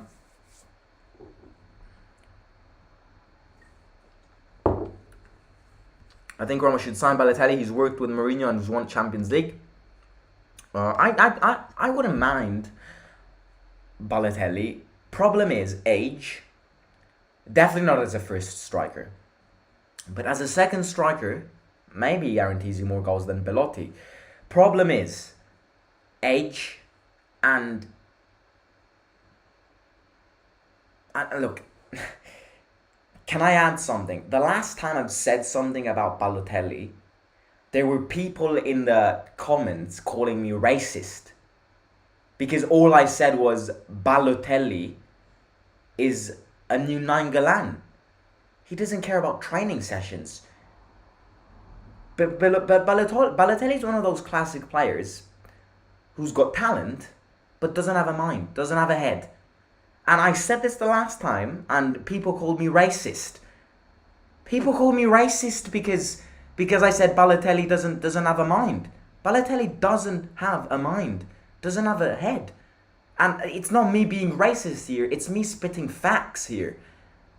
There are a lot of athletes all around the world of sports which are incredible talents.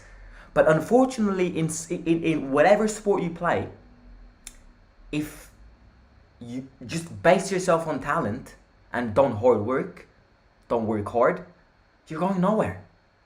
You look at Balotelli in football. You look at Dele Alli. Dele Alli in football is the perfect example.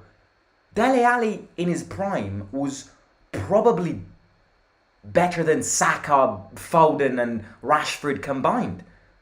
But he doesn't train. He doesn't have an attitude. And look where he is now. He's a bench player in a Turkish team. You look at Nick Kyrgios in tennis. Kyrgios is my favorite tennis player. If he if he concentrated a bit more time on working hard, improving his attitude, and it's improving his mindset, Kyrgios would have been top 5 players of all time. But Kyrgios has never been one of these incredible talents in tennis because every time he misses a point, he smashes his racket. And yet I got called racist because I said Balotelli has a shit attitude. I mean, how does that work? That is being racist? Wow. So, when it comes to talent, I think Balotelli is insane. But, and look, keeping it in Roma standards, because we're a Roma fan channel here, Nainggolan is the same. Nainggolan had a great season with Roma, second great season with Roma, 3 great seasons with Roma, where he was one of the 5 best midfielders in Europe at that stage. Nainggolan Prime was something else, ladies and gentlemen. And then he had 3 incredible years, and then he basically got drunk every single night. He can't play more than 30 minutes in a game now. And that's another player. And that's why, obviously, I don't want to get... I mean, yes, the heart loves Nainggolan. The heart is... Nainggolan was my best player I've seen at Roma. Because, obviously, I haven't seen Totti Prime. I was too young. Nainggolan was sensational. Nainggolan was something else, ladies and gentlemen. But when you're great, you gotta balance and mismatch your attitude too. And Nainggolan had another terrible attitude. It's full of these players. And yeah.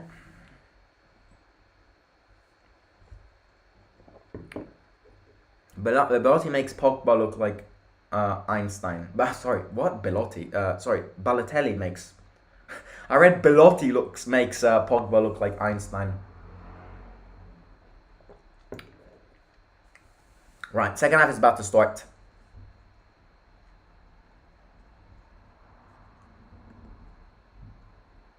Second half, get the 3 points.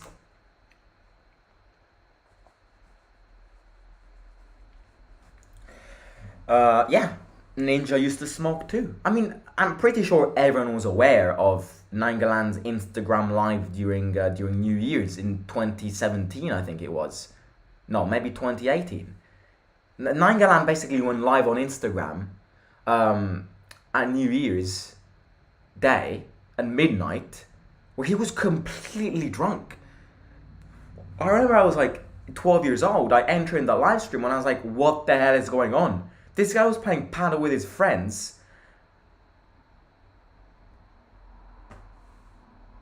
Completely drunk. He was swearing every 2 seconds. He was cursing every 2 seconds. But that does not ruin what Nainggolan was in Rome. I think and he said it himself. The reason why Nainggolan does not want to come back to Roma is because he's scared to ruin the legacy which he has with fans. If he comes back and then he plays bad, misses passes, lose points, he's scared to ruin the legacy he's built with Roma fans. Roma fans love him. And I love him too. But his attitude was something else. I mean, it's plenty of these athletes.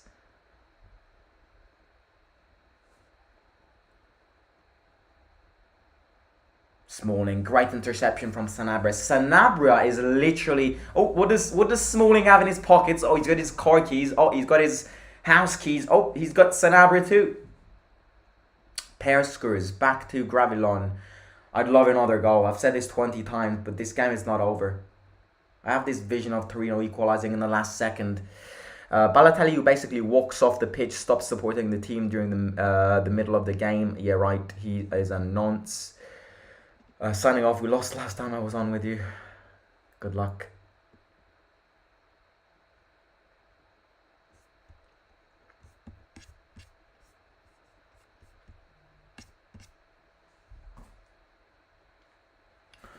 Throw in for us.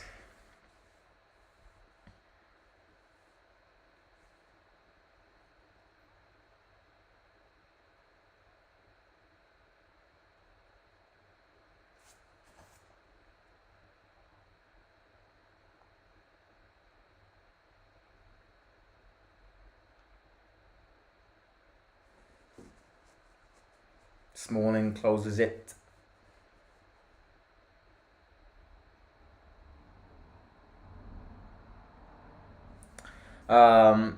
Why do you reckon Roma wasn't asked to join the European... What a save! Hang on a second, I'll come back to that question. What a save from... did he save that or did he hit the post? Oh my... No. Wait, what? What a save from Rui Patricio. That's probably one of the best saves he's made all season.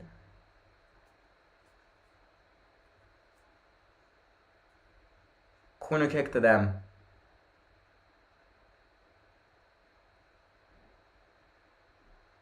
Mancini heads it away.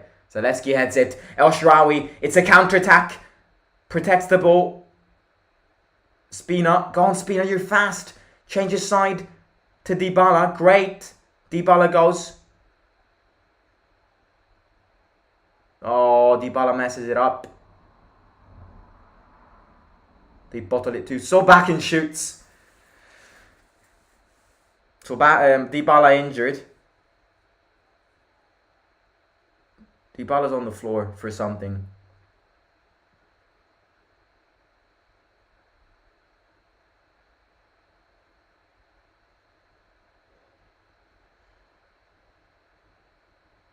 Oh, his foot remains in between Milinkovic-Savic's leg and the player is... Ah, that hurts.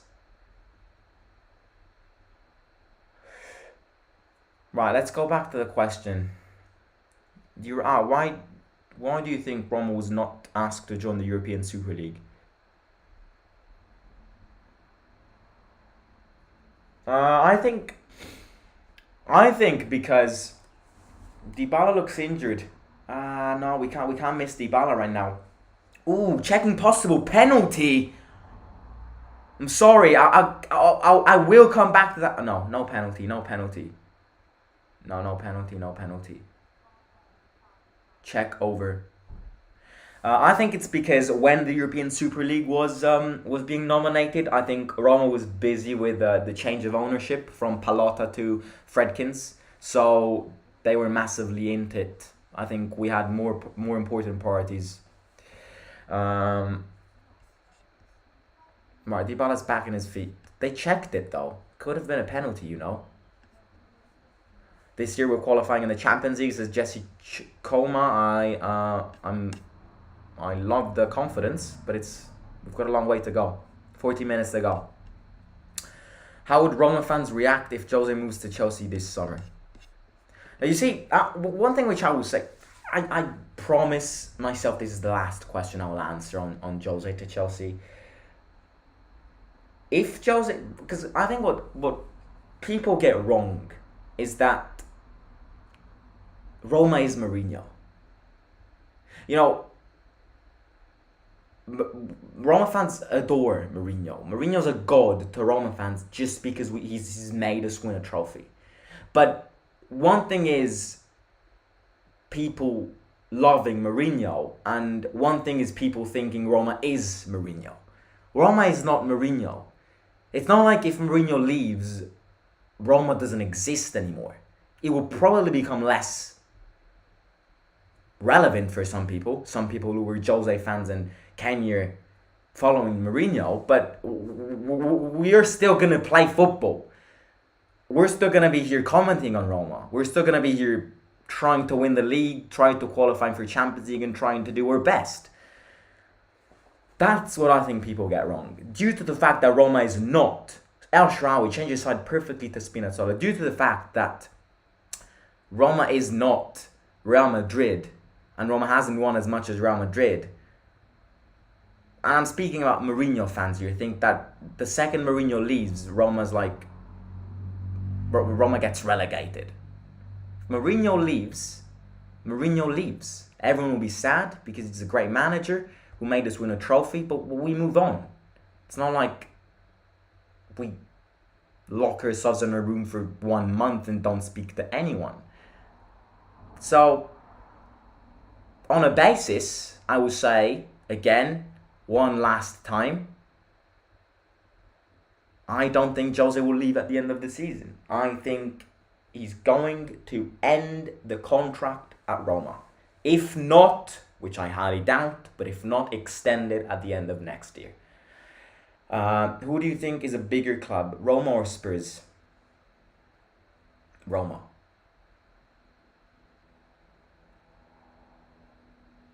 Roma, because, well, look, Spurs have got more money. I think when it comes to history, Roma has it. Roma are a bigger club. And I'll explain to you why in simple terms. Did Spurs, in the history of Spurs, was there a player similar to Francesco Totti? No.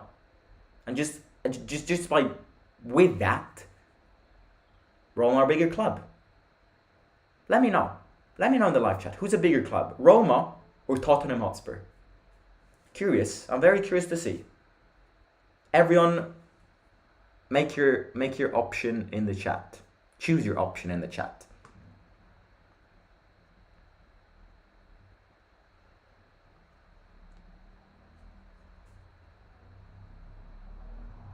Zalewski closes it well.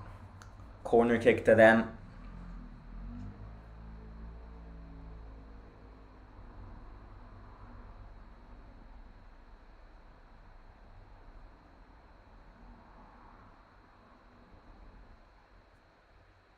Smalling heads it away. El Shaarawy to try and start a counter-attack here. Tries to turn around. Changes side well. Dybala playing very deep. Look at that.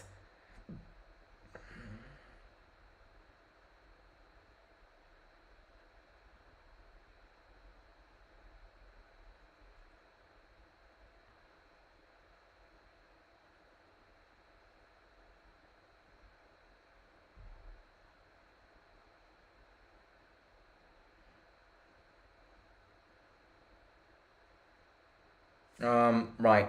Voivoda. Singo goes. Yep, that's the speed I'm speaking. Oh, Spina. Singo with that lucky ass wins the tackle though. So back in fouls number 66. Robbie Keane or Totti? Is it even a question? El Capitano.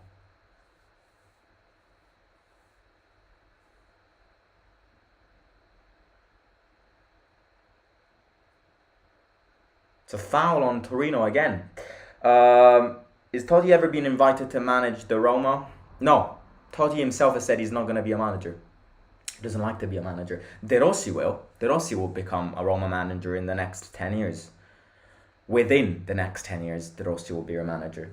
But not Totti. And he said it himself. He does not want to be a manager.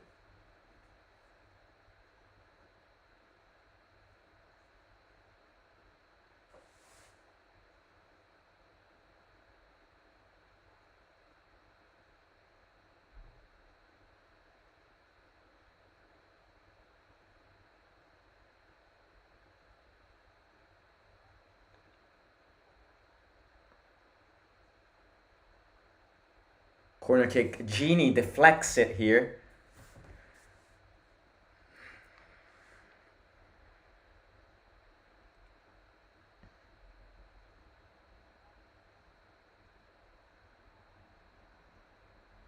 Cross in. Bad cross. Terrible cross.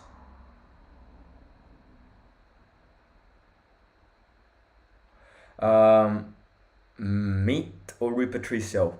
Who the hell is Meat? You mean Meret? Meret's better if you mean Meret. Yeah, Totti wants to spend time. Yeah, I mean, Totti's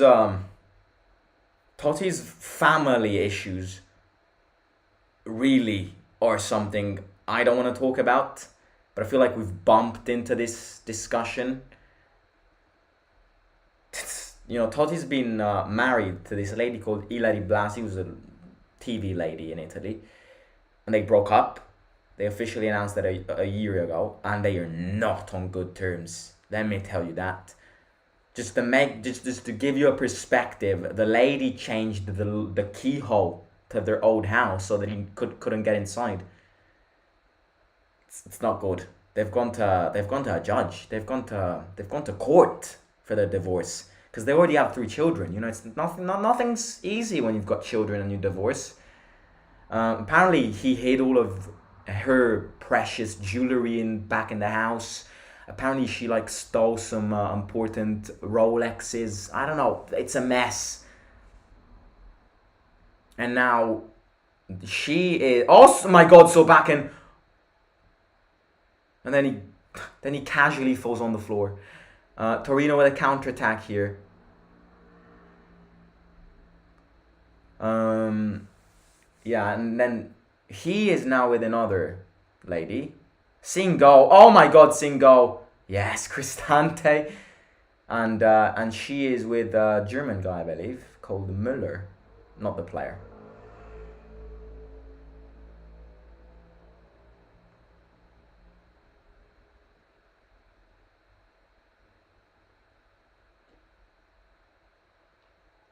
Cristante. These passes which Cristante does, which change side. I'm not. El Shaarawy, I've seen better performances. Yeah, look, I'll give you a good a positive factor on Pellegrini. I think El Shaarawy and Pellegrini have a good link up. I think when Pellegrini plays next to El Shaarawy, I think El Shaarawy plays better. That's the only positive aspect I can find about Pellegrini this season. Del Piero or Totti? Totti. Totti. Totti. Totti. But they're 2 insane players. Spina, El Shaarawy, Dybala. Dybala goes, shoot! El Shaarawy. Deflection. Spina gets it. Tries to win a corner kick, wins a corner kick. But I'll tell you what, I think when we speak about Italian players, the best Italian technical players, the best Italian players, you know, with creative Italian players, Totti, Del Piero, and you know another underrated one, which not many people remember. He was an Udinese legend, Totò Di Natale. He was insane. Smalling heads it, and it's over the bar. Totò Di Natale had some insane technique. But then you've got best Italian players: Totti, Del Piero, Baggio, Maldini, Di Natale. I think underestimated, underrated, whatever you wanna. Because he played in a club like Udinese, he's underrated. Search it up on YouTube. There's this goal he scored against Catania, which looks so easy. I want you to try that goal. Search it up right now. Totò Di Natale goal against Catania. It's a goal which you look like and you go, wow, I can score that too. Yeah, try scoring that goal. Oh, Vlasic in and Gravillon out. Pirlo too. Yep. These are I think the best technical Italian players. Sanabria out and Pellegrini in. Tammy's warming up, and then they've got Vlasic in. Torino increasing the pressure up front. Pellegrini's a young guy, and Vlasic is, I think, their biggest threat. Roma this season or Roma last season? Roma last season, because we won a trophy. But if we win Europa League, or even if we qualify for Champions League, I have to go Roma this season.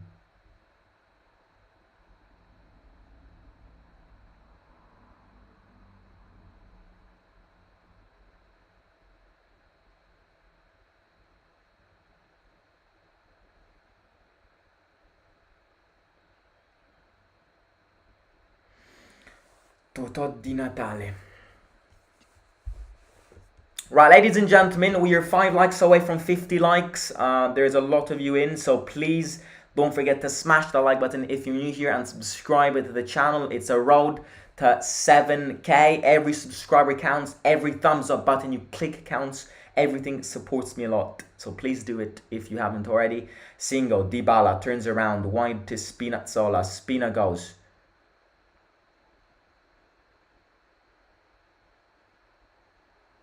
El Shaarawy wins the foul.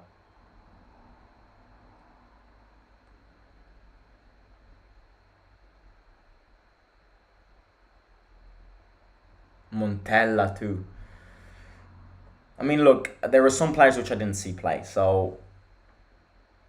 But from what I've been told, I think Italy was one of the best countries when it comes to growing these technical players. In your opinion, who's the biggest club in Italy? It's either Milan, AC Milan, because il Milan dei tempi d'oro was something insane. Gullit, who played there? Gullit, Shevchenko, Van Basten.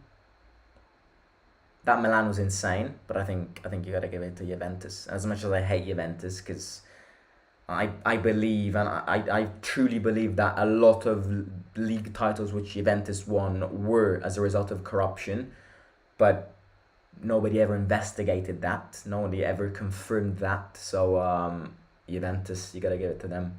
Inter too. It's either Inter, Milan, or Juventus. And then I'm going to put Roma. Not because I'm biased, but I think Roma was better than Napoli. We've won more... I mean, look, with this league title which Napoli is going to win this season, we're equal. We're equal. 3 equal. Lazio won 2, so we're bigger than them. Torino was a great club. Il Grande Torino, the team which died because of a plane crash, was insane. But yeah.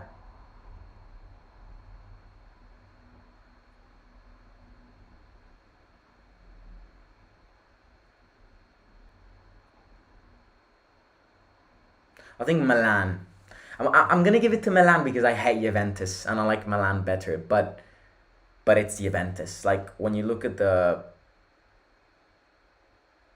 league titles they won and all of that, then you gotta give it to them. But Champions League, Milan. So I think it's an equal fight. 25 minutes to go. Singo gets it.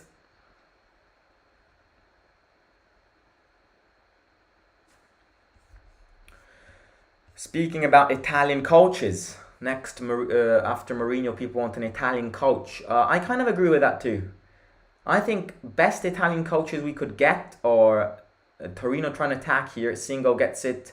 Torino are increasing the pressure, lads. We gotta get that second goal, or I believe they will equalize. We've kind of dropped down. We're focusing more on the defense now. Italian coaches, which I think I'd consider if Mourinho leaves, De Zerbi would be top. I love the guy. He plays incredible football with Brighton. The Fiorentina coach isn't bad. Italiano's bad. But you see what I think the problem if Mourinho leaves? The problem if Mourinho leaves is that you have a massive collapse in marketing. Because to go from a manager like Mourinho to a manager like, oh my God, Singo, oh my God, Singo, oh my God, Singo. Rui Patricio magic save, it was offside either way. Singo run the entire pitch with that ball. I think the problem if Mourinho leaves is that you can't go from Mourinho to someone like Italiano. Not trying to downgrade Italiano, he's a great coach. But you see what I mean? So I think if Mourinho leaves, the Fredkins have to get someone with the same importance. And obviously you can't find someone to the same importance of Mourinho. But I mean someone like Nagelsmann, someone like... I may be asking too much, but Ancelotti, you see, these kind of names. But Italian coaches which I'd love, De Zerbi, Italiano, and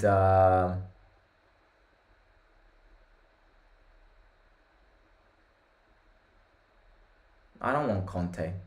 I really don't. Mancini wins that battle. I don't want Conte because Conte is someone which breaks the changing room apart. Conte is someone which complains, which clashes the team, which breaks the. And you see, going from Conte to Mourinho is two completely different opposites. Because Mourinho unites everyone and Conte breaks everyone apart because he complains and all of that. So I don't want Conte. I'd rather get someone like De Zerbi. I mean, De Zerbi would be class. I love De Zerbi, but I think with the way he's playing at Brighton, I think he will want to stay in the Prem, and I think big clubs in the Prem will look at him. Best team in England right now or in general? In general, I think history United and Arsenal. United, Arsenal, and Chelsea top three when it comes to overall history and all of that. Right now, many people will probably give it to Arsenal because of the way they've been doing this season. I'd probably give it to. In these recent years, City gets it. I don't know, City is the opposite of clubs like Arsenal, United, even Roma, because they don't have passion, they don't have fans, they have money, and that's it. But that's how football is evolving. So in these recent years, City wins it. Dybala wins a foul in the meantime. Other than that, I think history-wise, United first, Arsenal second, and Chelsea third. I miss Aston Villa's a great one when it comes to history too. Nottingham Forest too. Pellegrini, I swear this guy had a fever. Pellegrini in and El Shaarawy out.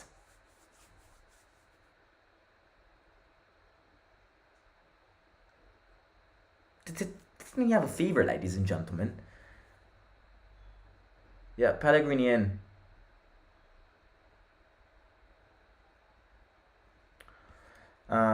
In my opinion, Vincenzo Italiano is the next big thing.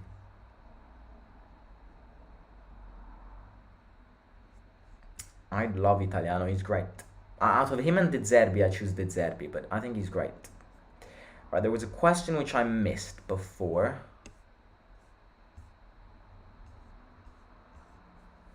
By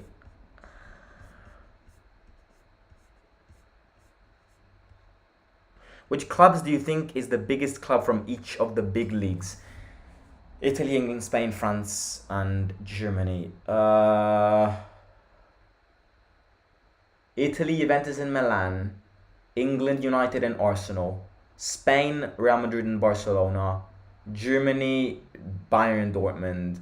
Bayern, obviously, first. And France, I'm choosing PSG, but PSG were a club which 20 years ago didn't exist. So, and again, are they considered a big club? They never win the Champions League with all the money they spend. I think PSG is a clown club.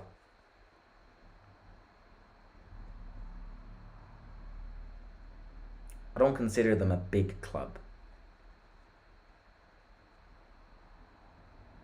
Oh, Liverpool. Sorry. Liverpool. I completely forgot about Liverpool. Liverpool, obviously. I just couldn't remember them. I don't know why. I had a blank. United, Liverpool, and Arsenal top three. So back and on the floor. I love Liverpool. I shouldn't say that as a Roma fan because they cheated in that semi-final in 2018. If VAR was in that game, Roma would have played a Champions League final. But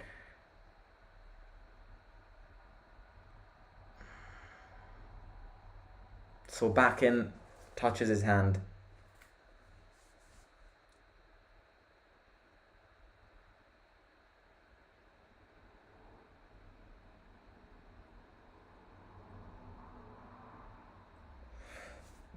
Mourinho having a sip of water.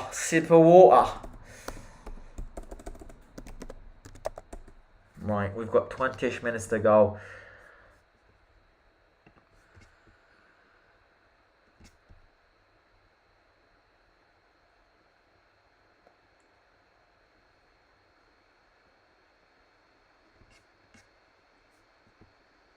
Wow. Apparently Belotti's been Belotti's being clashed by Torino fans. Torino fans have called him a man of shite.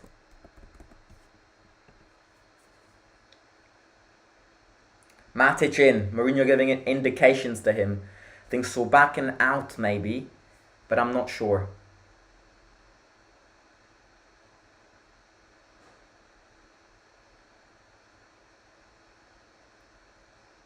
Matic in, and who's out?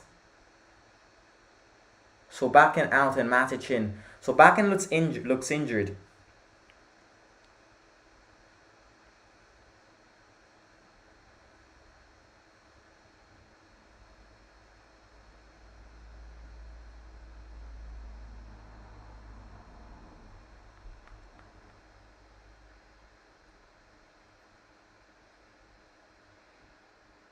It's his hand. It's his hand. He's touching his hand. Can Pellegrini find some form before the end of this season? We don't have a long way to go. I think he can, but at the same time he can't because we don't have a lot of time left. Wow, Solbakken looks very injured.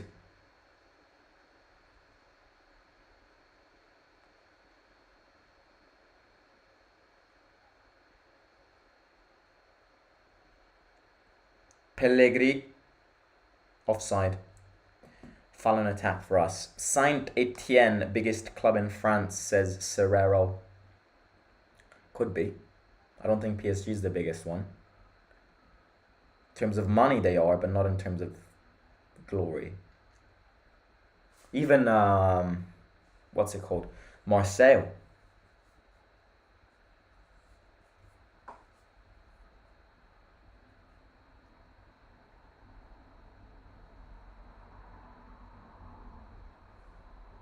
Genie. Oh, great. Pellegrini, great pass onto Genie.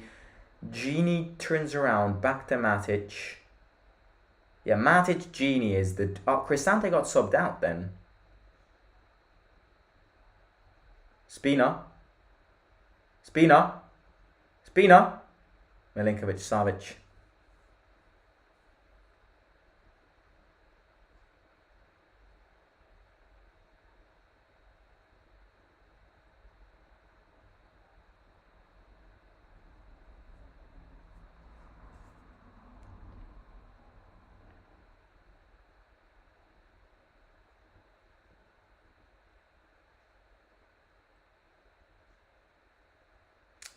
Rodriguez.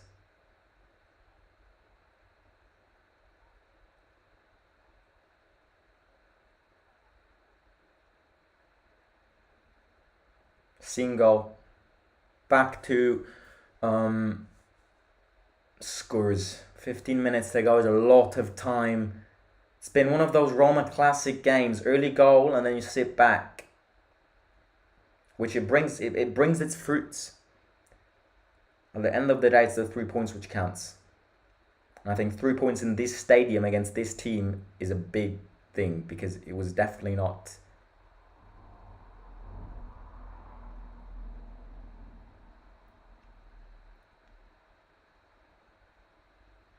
Dybala dragged on the floor. Ref, how is that not a foul? Dybala got dragged on the floor.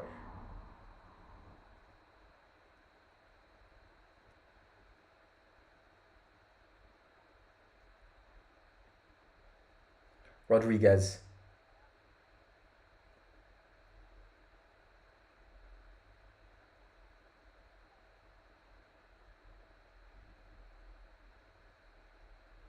Smalling. Hey, stand up. Good ref. I'm liking this ref today. Pellegrini goes. People said he had a fever. He wants to prove everyone wrong. Oh my god. That's a foul. That's a foul, ref. Oh my days.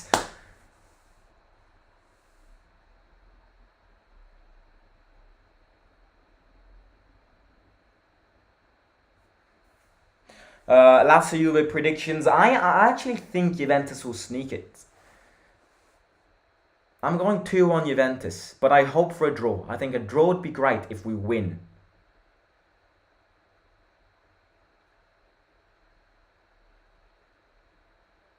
Zalewski fights. I'm loving Zalewski today. Dybala with that ball gesture. Incredible. Zalewski, Dybala. Dybala keeps the ball. No one gets it past him. That's a foul. Book him. Book him. Book the idiot. Book the sewage rat. Marcel won UCL. Genetis. More like genetics.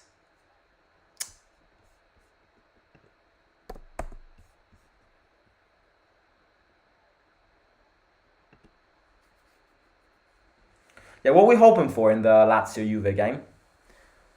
We're hoping for a draw, a Lazio win, or Juventus win. Lazzaro in. Oh my days, they're an attacking side now. They're playing with Singo, Lazzaro, Caramo, Vlasic, Pellegrini, 6 attacking players. Caramo's dangerous. Belotti warming up.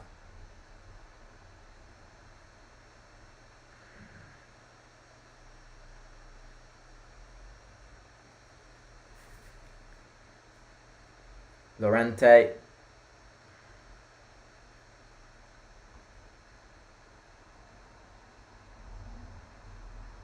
Matic.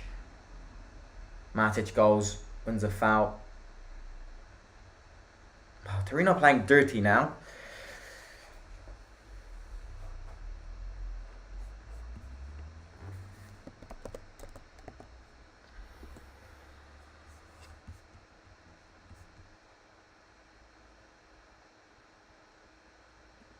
Apparently, I'm reading it was a foul on Dybala when he got injured before. Apparently, I'm reading some comments which say that it was a penalty and that the ref got it wrong.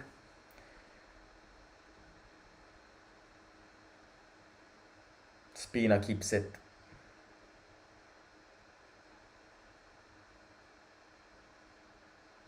Gini goes. Ricardo Rodriguez back to Milinkovic-Savic.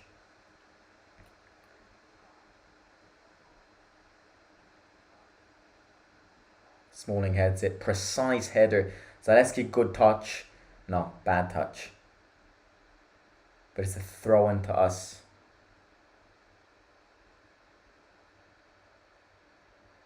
PSG were bigger than Man Shaky though. They had Okocha, Ronaldinho, Pochettino and Paoletta. They also had, what's his name? Platini, right?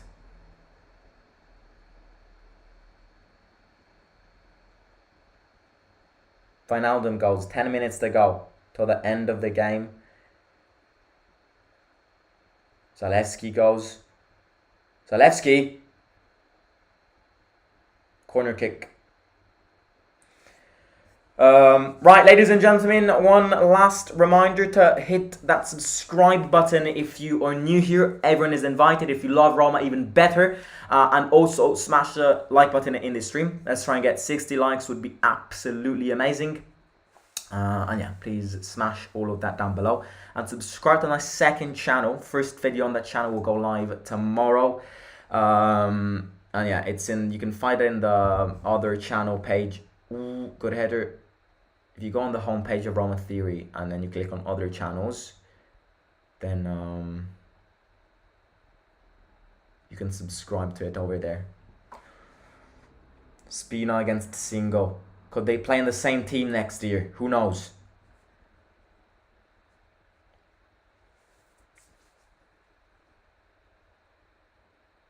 Yeah, what are we feeling for Lazio Juventus? Let me know your predictions in the chat.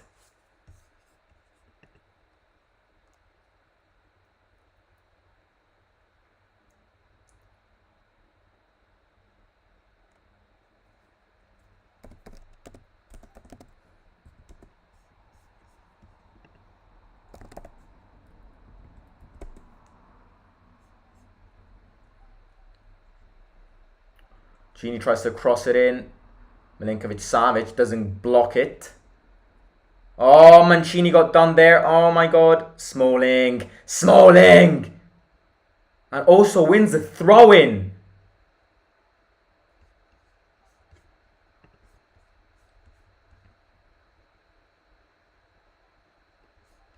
Do you think any Italians team can win UCL this season?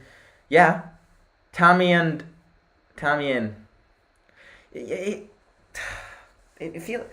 I don't know why. I don't know what it is, but it's sad to see Tammy like this. It really is. And I always say this. I might sound delusional, but it really always is. It's sad seeing Tammy getting subbed in the last 5 minutes, not being confident. If he scores now, I am literally gonna get my T-shirt off. I feel sad for him. I really do. I love the guy.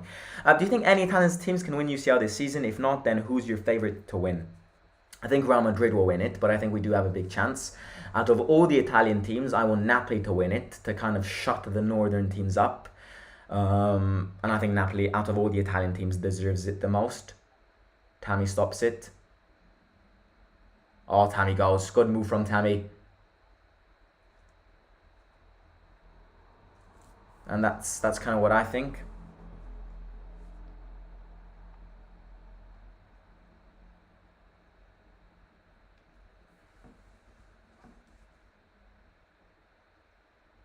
Genie.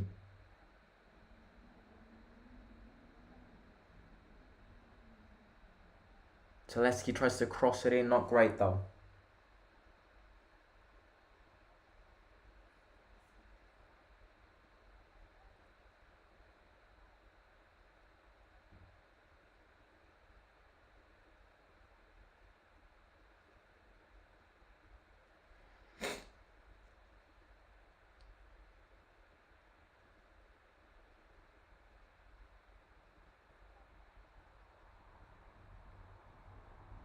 Matic.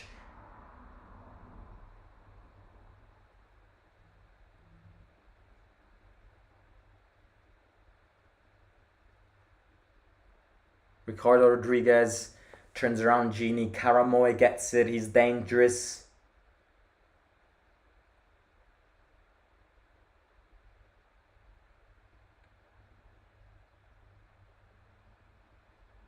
Zaleski kick it long. And also wins a throw-in. He got lucky there, but thank God it's our throw-in. The keeper is scary. Yeah, he is scary. Sammy, can you talk about the stadium and the owners? I can't see much information from where live. I'll go live one day to speak about the stadium plans and all of that. I won't do it now because I want to focus on these last few minutes of the game, but I'll definitely do a dedicated stream or video on that matter. So don't worry, I got you. Mancini, ooh, Mancini. Cross in, Rui Patricio, that's yours, leaves it. Good. It was offside either way.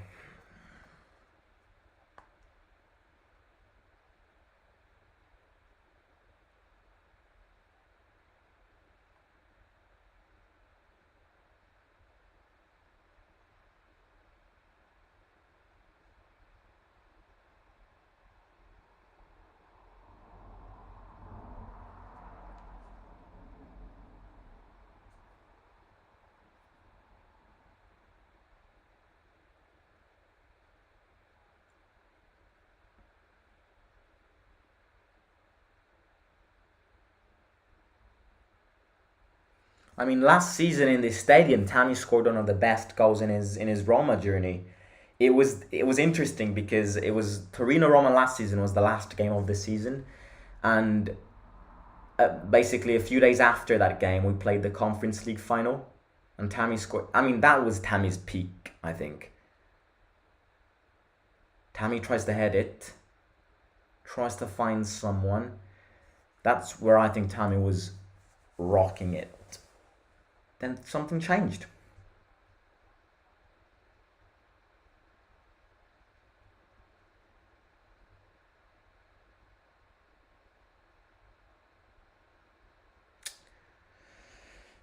It's that stage of the game when you really start getting heart attacks.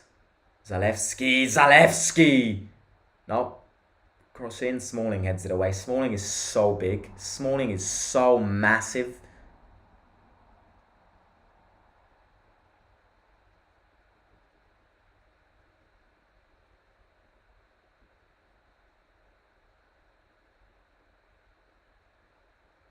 Llorente's on him.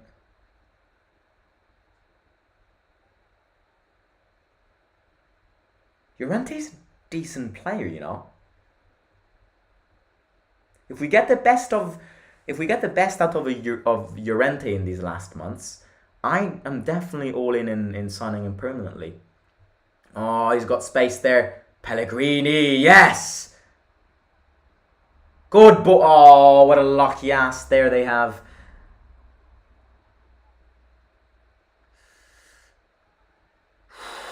Thank God. Oh my days. I've said this already. They can't equalise this game. They cannot equalise this game. It's a corner kick to them. Yeah, don't say congrats on top 3. We've got a long way to go until this game ends.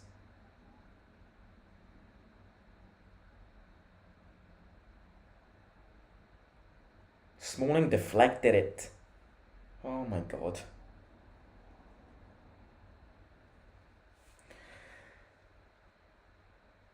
Cross in. Bad cross. They're terrible at corner kicks. Had they kicked one good one?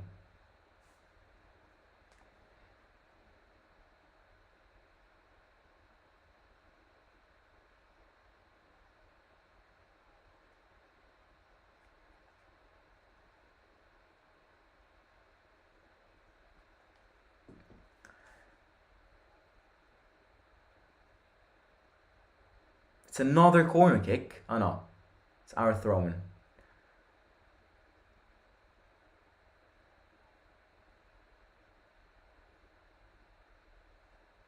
Spina goes long. Bad throw-in. That throw was just waste of...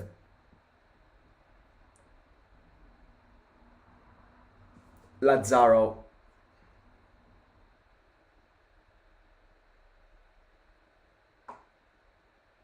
Pellegrini. Pellegrini's played well in these minutes. Wins a foul. Ooh, Tammy! Oh my God!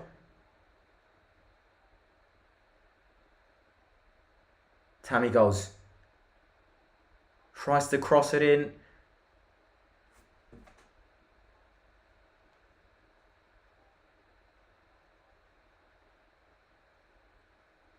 Pellegrini. Pellegrini's got subbed in well. 6 minutes of added time.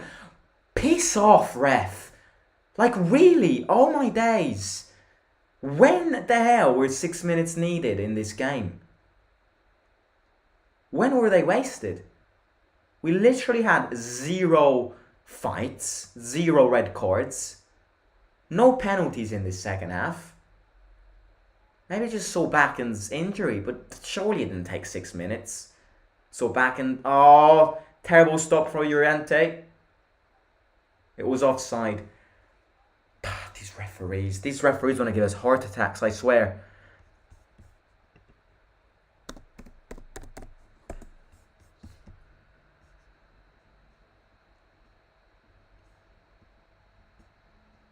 Oh no, Solbaken got injured, his shoulder. His shoulder. It wasn't his hand, it was his shoulder. Hopefully we'll have some updates.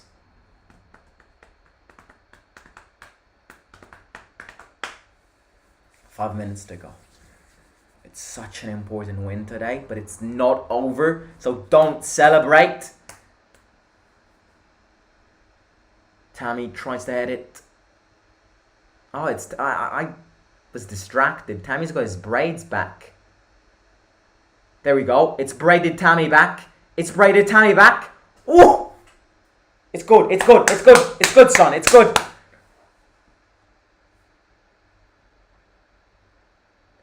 It's braided Tammy. Braided Tammy back in his prime. I mean, look, the braids haven't been amazing with Tammy. Oh, Tammy just slips.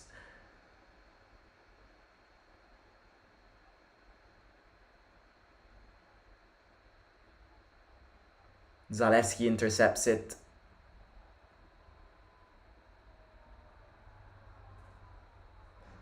Four minutes.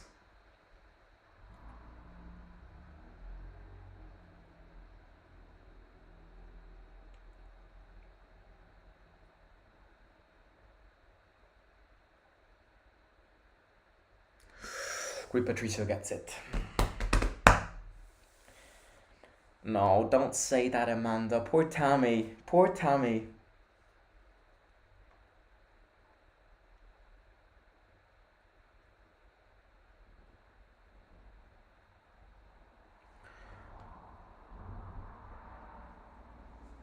It's a good move from Tammy. If only his show's a bit better. Mancini heads it.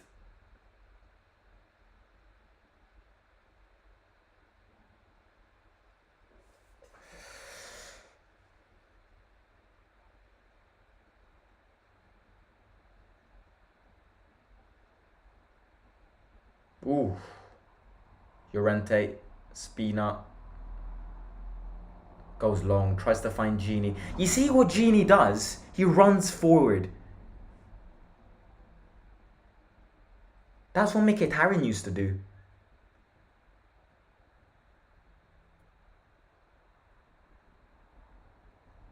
That's why he scores many goals. That's the reason behind it. He loves those runs into the box. It's long. Good. Rui Patricio gets it. 2 minutes to go.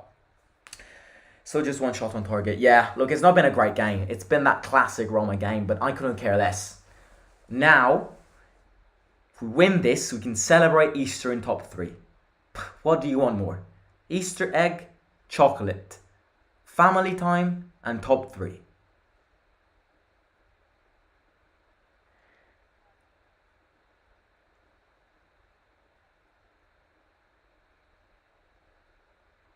Go on, Pele, put that pressure on.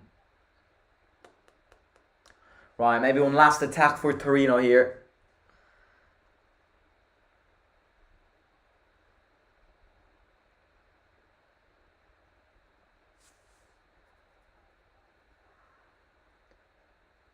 Smalling kicks it long. It's a throw into them.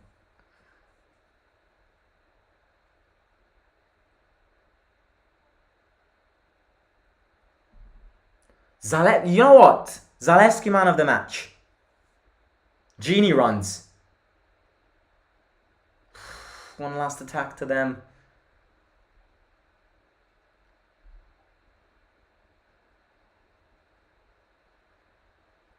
One minute to go. Oh, prepare for university exam. Good luck, man. I have A-levels exams in... Yes. I have A-levels exams after Easter in May. I have A-level exams in...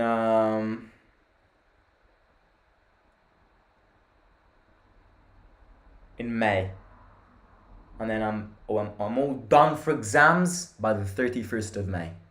Guess what happens on 31st of May? We could, maybe, be playing in Budapest in a Europa League final. And I've finished all my exams, which only means one thing. If we reach that final, I'm gonna spend money on tickets to reach Hungary.